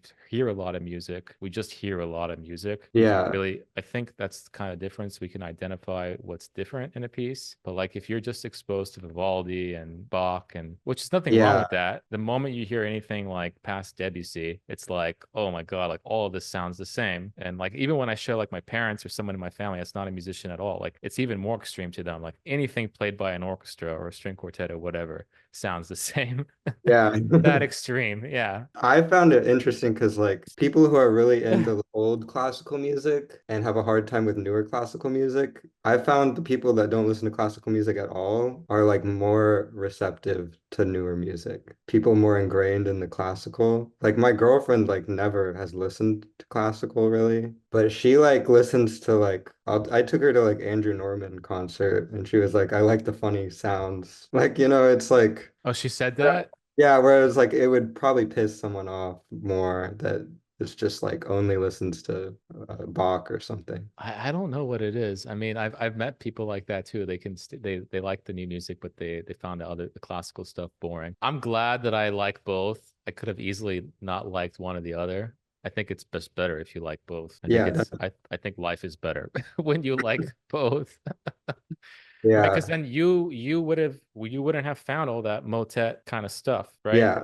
No, Like you would have just written that off. I mean, I like both personally. I feel like we're kind of in with the internet and everything. We can mix like so many different things that we probably couldn't have like 50 years ago. I don't know. Everything feels kind of like a weird amalgamation to me, like like simulated styles. Just because it's like I don't know. Because when I hear like someone like Webern, it feels to me the same way I look at like Bach or something. Yeah. Just like they're both so like old to me. And I don't think Yeah. someone else feels that way that like doesn't listen to as much new music, I guess. It's so tough because because I read all the comments. I don't respond to most of them just because I I have things to do. But Yeah, I appreciate people's comments that are diverse. I mean, I rather have people comment than not comment. I want to know what people think. yeah, definitely. But I saw comments on both ends. I see comments saying, "Oh, none of these five pieces did anything new," which is true. I mean, technically speaking, almost no piece I've ever heard did anything new. So Yeah. that statement could be said almost for 99.999% of music. But then there's the other statement where it's like, why is everything so dissonant? Well, there are varying levels of dissonance. And I thought mine was pretty tonal. I It's like, thought so too. this is all chords and I was like, counter. oh, this is really pretty. I mean, I wasn't going for dissonance, so I mean, I don't know. I thought Tinashe's piece had more Yeah, areas of dissonance than your piece. He had like very crunchy, chromatic Bartokian stuff going yeah, on, and yours was all fits and justly tuned thirds and sevenths. Isn't yeah, that? yeah. My whole piece, I was just playing like open chords. Yeah, I just wish people in general, when they hear something that it's not that they're not smart or they're not educated. That's not what I mean. I just Yeah, wish that they were curious. That's all. Like, yeah, why are people making music like this? Like, why are so many people making it? Number one is why do so many people like it? And just yeah, start from there. And then if you don't like it, fine. Like, there's a lot of music I don't like, but at least start from the curious part and not like writing it off. Because like I listen to top 40 music all the time, and I try not to write it off. And most of the time I yeah, don't. So there's yeah, something about this. There's a reason why people like this. What is it? So yeah. anyway, that's my sermon. You already know that though. I think there's also just some expectations that they want to hear like I don't know a piece with a melody or something that's really strong when they maybe should expect something else. I don't know. I mean, I like melodies just like I love the Tchaikovsky Swan Lake melody. I think it's Yeah, like the best. I mean, I think it's the best melody ever written, maybe. Every time I hear it, I don't get sick of it. Like I find something about it that it's just like so well constructed, that whole thing from beginning to end. The melody itself, I'm not talking about the orchestration or anything like that, but just like the exact way it's set up from the beginning to the middle to the end, the way the rhythms are written, the way the range, the exact part the step is at, the leap, all of it. It's just like, just listen to that. yeah. I mean, there's a melody in all of the pieces, I think. Anyway, it's just like the what they expect is like very narrow or want to hear, like because they already know what they want to hear. They're not like I'm speaking broadly too. Oh yeah, I mean we're always speaking broadly. It's hard to speak specifically about any one group of people because everybody's different. So cool. So anyway, I just wanted to say as face to face as possible. I really like the piece personally, and Thank everybody you. on the call liked the piece too. So I think for the three of us, yeah, this one to me and to the others, I think it was the clear favorite. First of all, aesthetically, it stood out. It was very Yeah, different than any of the other pieces that I saw. And then the other thing was that the form and the way that it was constructed too. It had a logical shape, and it made me want to listen to it again. So those are all things that and then we took into account. And the engraving is amazing too. I didn't even talk Thank about that. you. The engraving looks great. Yeah, this is like textbook engraving. I mean, it's just amazing. What is this? What software is this? This was Sibelius. Oh wow, okay. Yeah, it looks great. Yeah, I took Chris's notation class. Yeah, That was, yeah, it looks like, I was gonna say it looks kind of like Chris's, it looks kind of like it. The tempo text looks like his tempo text. yeah, I've probably taken some things. I've spent a lot of time on the notation, and I've been working on Dorico, and I've been trying to figure that out, and it's like starting all over, which is terrible, but I worked on Dorico on my orchestra piece that I wrote back in January, and it was really good. Like especially with the microtone playback, it was like a dream. I'm working on a piece that's like has really weird notation, I think, and I would be able to do it in Sibelius. Yeah. I would know how to do it. I just like learning all the Dorico shortcuts and stuff is taking a while, but Yeah, I kind of I worked on it, and then I thought, well, I needed, like, I was starting another project, but I already was working on it before in Sibelius, so I kind of just kept going. yeah, I would like to go back to Dorico though and learn it properly. it's definitely a really good software if you like put the time in. I guess that's the same with any software, but Yeah.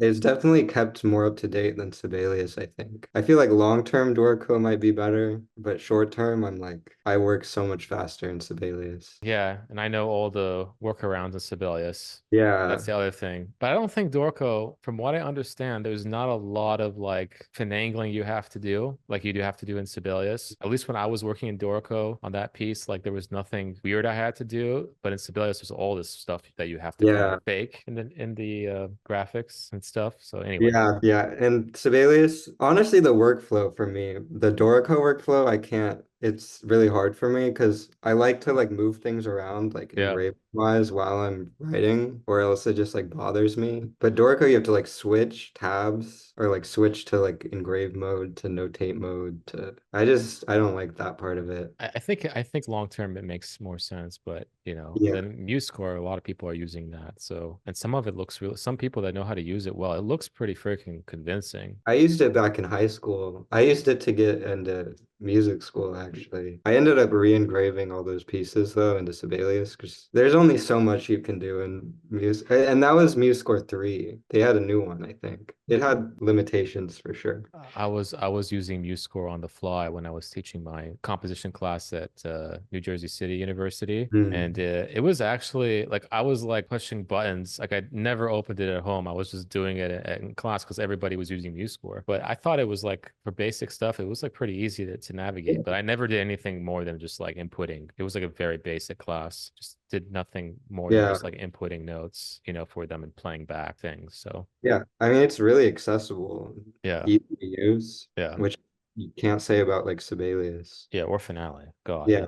I don't even consider finale anymore. what do you want to do in this last half hour here? So we look at your string quartet. Do you want to look at something else, or what do you want to talk? This is your hour. I'm starting another piece, or I'm in the middle of a piece. It's a percussion duet that I'm kind of like thinking about recording myself, just like recording individually 2 tracks and Okay. just because I don't have access to much, and I'm kind of doing like DIY. It's for tuned steel pipes and like kick drum and wood, like a wooden slat. So it's Okay, all cool. things that I like can like make. I've been like cutting the pipes to tune them. Crazy, man. I would never make an instrument. I've seen it. I'm like, that's not me. Okay, wait, show it to me. Yeah, and engraving looks great, even if it's a work in progress. Yeah, I mean it gets worse as it goes on. Okay, let me see. I'm scared. Okay. Oh, it looks pretty There's a freaking good. there's a problem I have like around here where the bars just like cut off mid, like halfway through the bar. It'll just like go to another line. And I think it's because I have 2 time signatures going at once in a different percussion. This one you did in Sibelius? I can't do this in Sibelius. If you look at the beginning, the percussion are offset by a click, a 16th note. So they'd Oh, have I two see it. separate click tracks. So how did you do this? I see it. There's a 4/4 here and the 116 at the same time. And then yeah, I see it. They're like So off. it's offset by a 16th note the entire Right. time.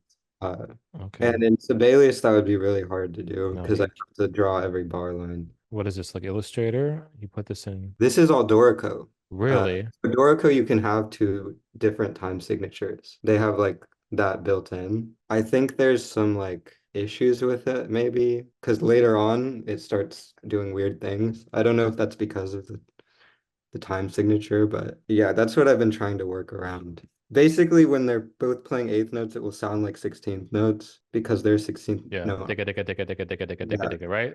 Okay. Yeah, so one pipe like fades out of the other, so it kind of feels like it's like it has like a weird kind of stereophonic sound. I don't know how to describe it.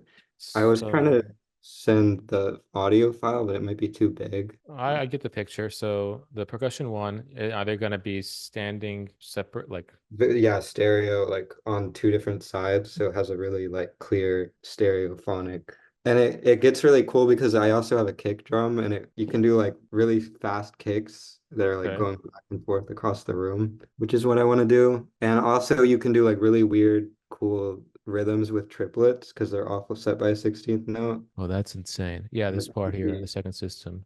Yeah, the pitches for the pipes I have are C, or honestly, it's not actual pitches because it's really hard to tune to like actual pitches. But I have like a third, a fifth, a sixth, and an octave, so five pipes each. Do you have any idea how perceptible some of these rhythms are? Like, for example, how like different will this sound? Because this Yeah, is already off by like tiny bit, right? How different perception wise will this be from this? Do you have uh, any clue yet, or is it just like when they're both playing triplets, it just sounds like it sounds more normal when they're both playing triplets, and it's like more chaotic when it's like triplets over eighths. I've like played with it in Logic. I like kind of made it in Logic just so I can hear it because it's really hard to kind of imagine. And there was a piece that I was kind of modeling this off that also does the 16th note that I can send. It's called Once Removed. It's for two marimbas.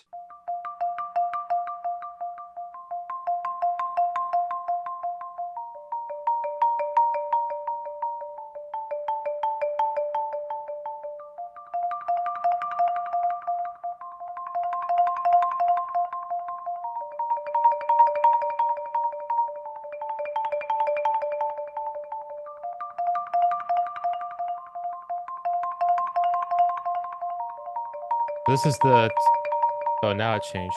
Okay.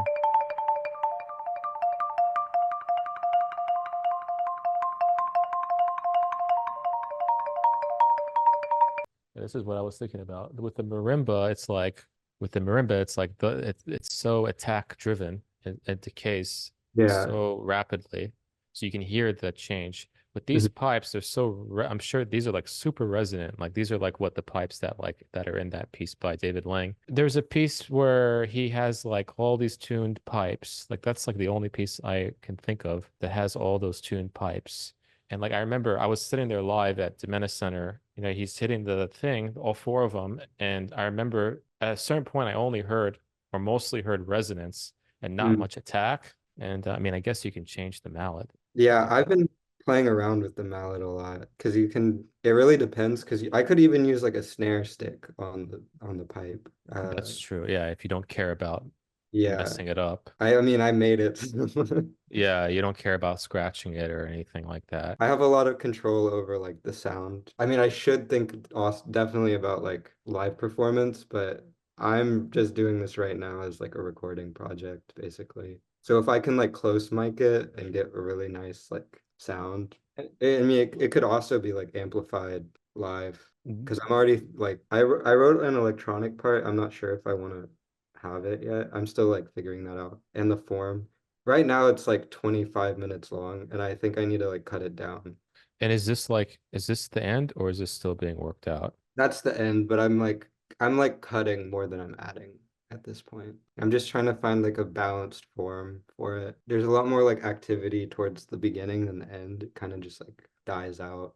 So you But got the medium tom. So you switch here. and I start a kind of groove with the tom and the wood and the pipes on the next page, I think. Like when the kick starts and then it's a very like gradual change. So the kick drum is ba-dum, like that, right? Yeah. Yeah. That's very dramatic, that spot. I wonder if this kick drum thing will get old quickly. How fast is it? 160? It's pretty fast, right? Yeah, it's all 160. Yeah, I just wonder. It's like so kind of square. You already got the da da da da da da da da da da thing. I could be just totally off there. That was my worry when I saw the kick drum in relation to what came before, because the other all this stuff is not square at all. Yeah. Then you give me the kick drum, which is great as a dramatic moment, but then all the ensuing kick drum stuff with the regular tom, the 16th note thing, because these are all 16th notes, right? Yeah. I just wonder what the drama of the piece will be like from E to F. Yeah, I mean, I usually worry more than Yeah, I mean, I understand what you're saying because I cut out the triplets too at E or like before E even. Right, which is fine. I think it's fine to level it out. You kind of eat like you kind of put things back to the ground, you know, like you have like no pitches. It's like 16th notes. It's like very raw at D, which is really cool. And then the downbeat too at E with the kick drum, raw, heavy, like downbeaty. But then you do give it to us again, beat 3, which is fine here on the downbeat, fine, but like once I get to like around here, I'm starting to like lose interest a little bit. Yeah. It's like becoming like predictable that we're gonna have a downbeat kick drum and then beat 3, downbeat, beat 3, downbeat, because you didn't really set us up perception wise for something like this. It's just again, it's just like you're at a level where you can make, you're a big boy, you can make your own decisions, but I think just looking at it, that is what like I would just think about that. That's all. Do you think I should just like make the kick more like sparse, like and less like just remove some of the downbeats and like, or even like have you considered like every single time it's like what if it was just like one guy on the one guy? Why does it have to be both guys or gals or whoever or or you? It's you doing it. Yeah. Yeah, that makes sense. Like you expect butter or whatever it is, beat 3, but then the next time you add a downbeat, but instead of the downbeat, you get like you get the off 16th note. So like, remember that was the thing we were talking about with the fundamental and the string quartet. You were saying, oh, if I don't have the fundamental, are they gonna remember it? Well, if you don't have the downbeat, are they gonna remember it? If you don't put the downbeat kick drum, are they gonna remember it? Yeah, they're gonna remember it. You gave it to us like 4 times. Yeah. So I would just try it. I don't know. You might not like it, but it's just something to think about. It would also be cool if like, because if I give the kick to one, like to only percussion 2, it will make the downbeat sound like it's a 16th note off from like if I alternate it, it will be like, wait, the downbeat's on the 16th note, or the downbeat's on the. I think that could be cool. Yeah, I think it'd be really cool. Yeah, I mean, I like the idea. It's just interesting to see a piece from you that doesn't use pitch and like a central way. Oh yeah, that was hard. I was even thinking about tuning the pipes to just intonation, but then I I don't think you did, right? Well, it's really hard to tune the pipes like very exactly. You just kind of have it kind of in this diatonic C land. I don't even think you use all the pitches in C major, do you? Do you use It's just C, E, G, A, C. So it's like a pentatonic without the. There's no B and there's no. There's no B or D or there's no D either, huh? Oh, so there's no like pitches that would give you a sense of leading down to the tone, like to C. I can make like an A minor chord or a C major chord, basically. Right, but you can't like lead into C, so you don't have a D and you don't have a B. That's interesting, yeah. Oh, so now the kick drums here are doing 4 in a row, right? This thing here. Yeah, it's like digga digga da. Digga digga da. In the repeats, yeah. I like that. That makes sense. And this section, it was like every time it repeats, like or after every repeat, it adds like one note to each instrument in the pattern. Eventually, it becomes like all 8th notes in every. That was kind of Steve Reichian idea. I see it. So like at F, that's where it kind of starts. So it's like it's very like you can't really, you feel it, but you can't really hear it kind of thing. Yeah, because it's like such a composite. No one's gonna really notice that, but they will feel it. Something is changing, yeah. And by the end, it's like very obvious because it's like this is completely different. It's like all. See, but like not to like harp on this kick drum thing, but like since you do all like it's gonna be hard to like avoid the more square kick drum stuff here just because of the nature of these repeated 8ths. I think it even makes more sense to make sure that this part is not so downbeat driven, so that you can set yourself up for all the really cool digga digga da kick drum stuff here, because like you don't hear that in real life usually. Like a kick drum player cannot play digga like you don't ever hear, like I can't even think of It's like a heavy metal. Yeah.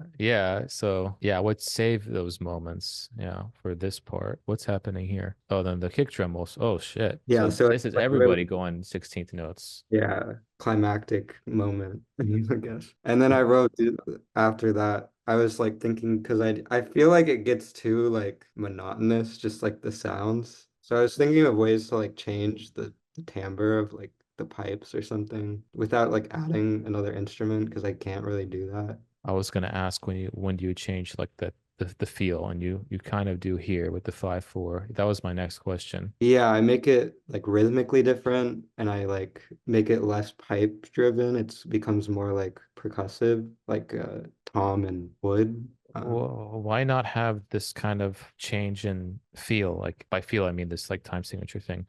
Why not have this sooner? Why not have it there, 186? Is there, this is a thought experiment. Why not have it there if you're trying to go for a dress? Like you change the timbre and you change the time, the feel. Because we get it. We get all this. You set this up really well. You give us a gap here with all the processed electronic sounds, and then you give us like a B section here, basically. Just an idea, because you do it Yeah. here. I wonder what it would be like if you did it, or not this material, but like this material. Just an idea. I wonder. I like the idea of changing time, like time signatures. Yeah, I think you could cut out. I mean, that's just like transition material, I feel like. It's like, yeah, it's kind of like bloat from 186 to 200 or so. Yeah. It looks like filler material, and I wonder if we need that. I don't know. Again, I'm biased. I really don't like filler material. Yeah. I just can't I'm like, I'm listening to a piece, I'm like, oh, this is filler. It's not transition, it's filler. Like there's a difference between transition and filler music. But Yeah. I kind of feeling this is more filler than transition, but Yeah, I think it's,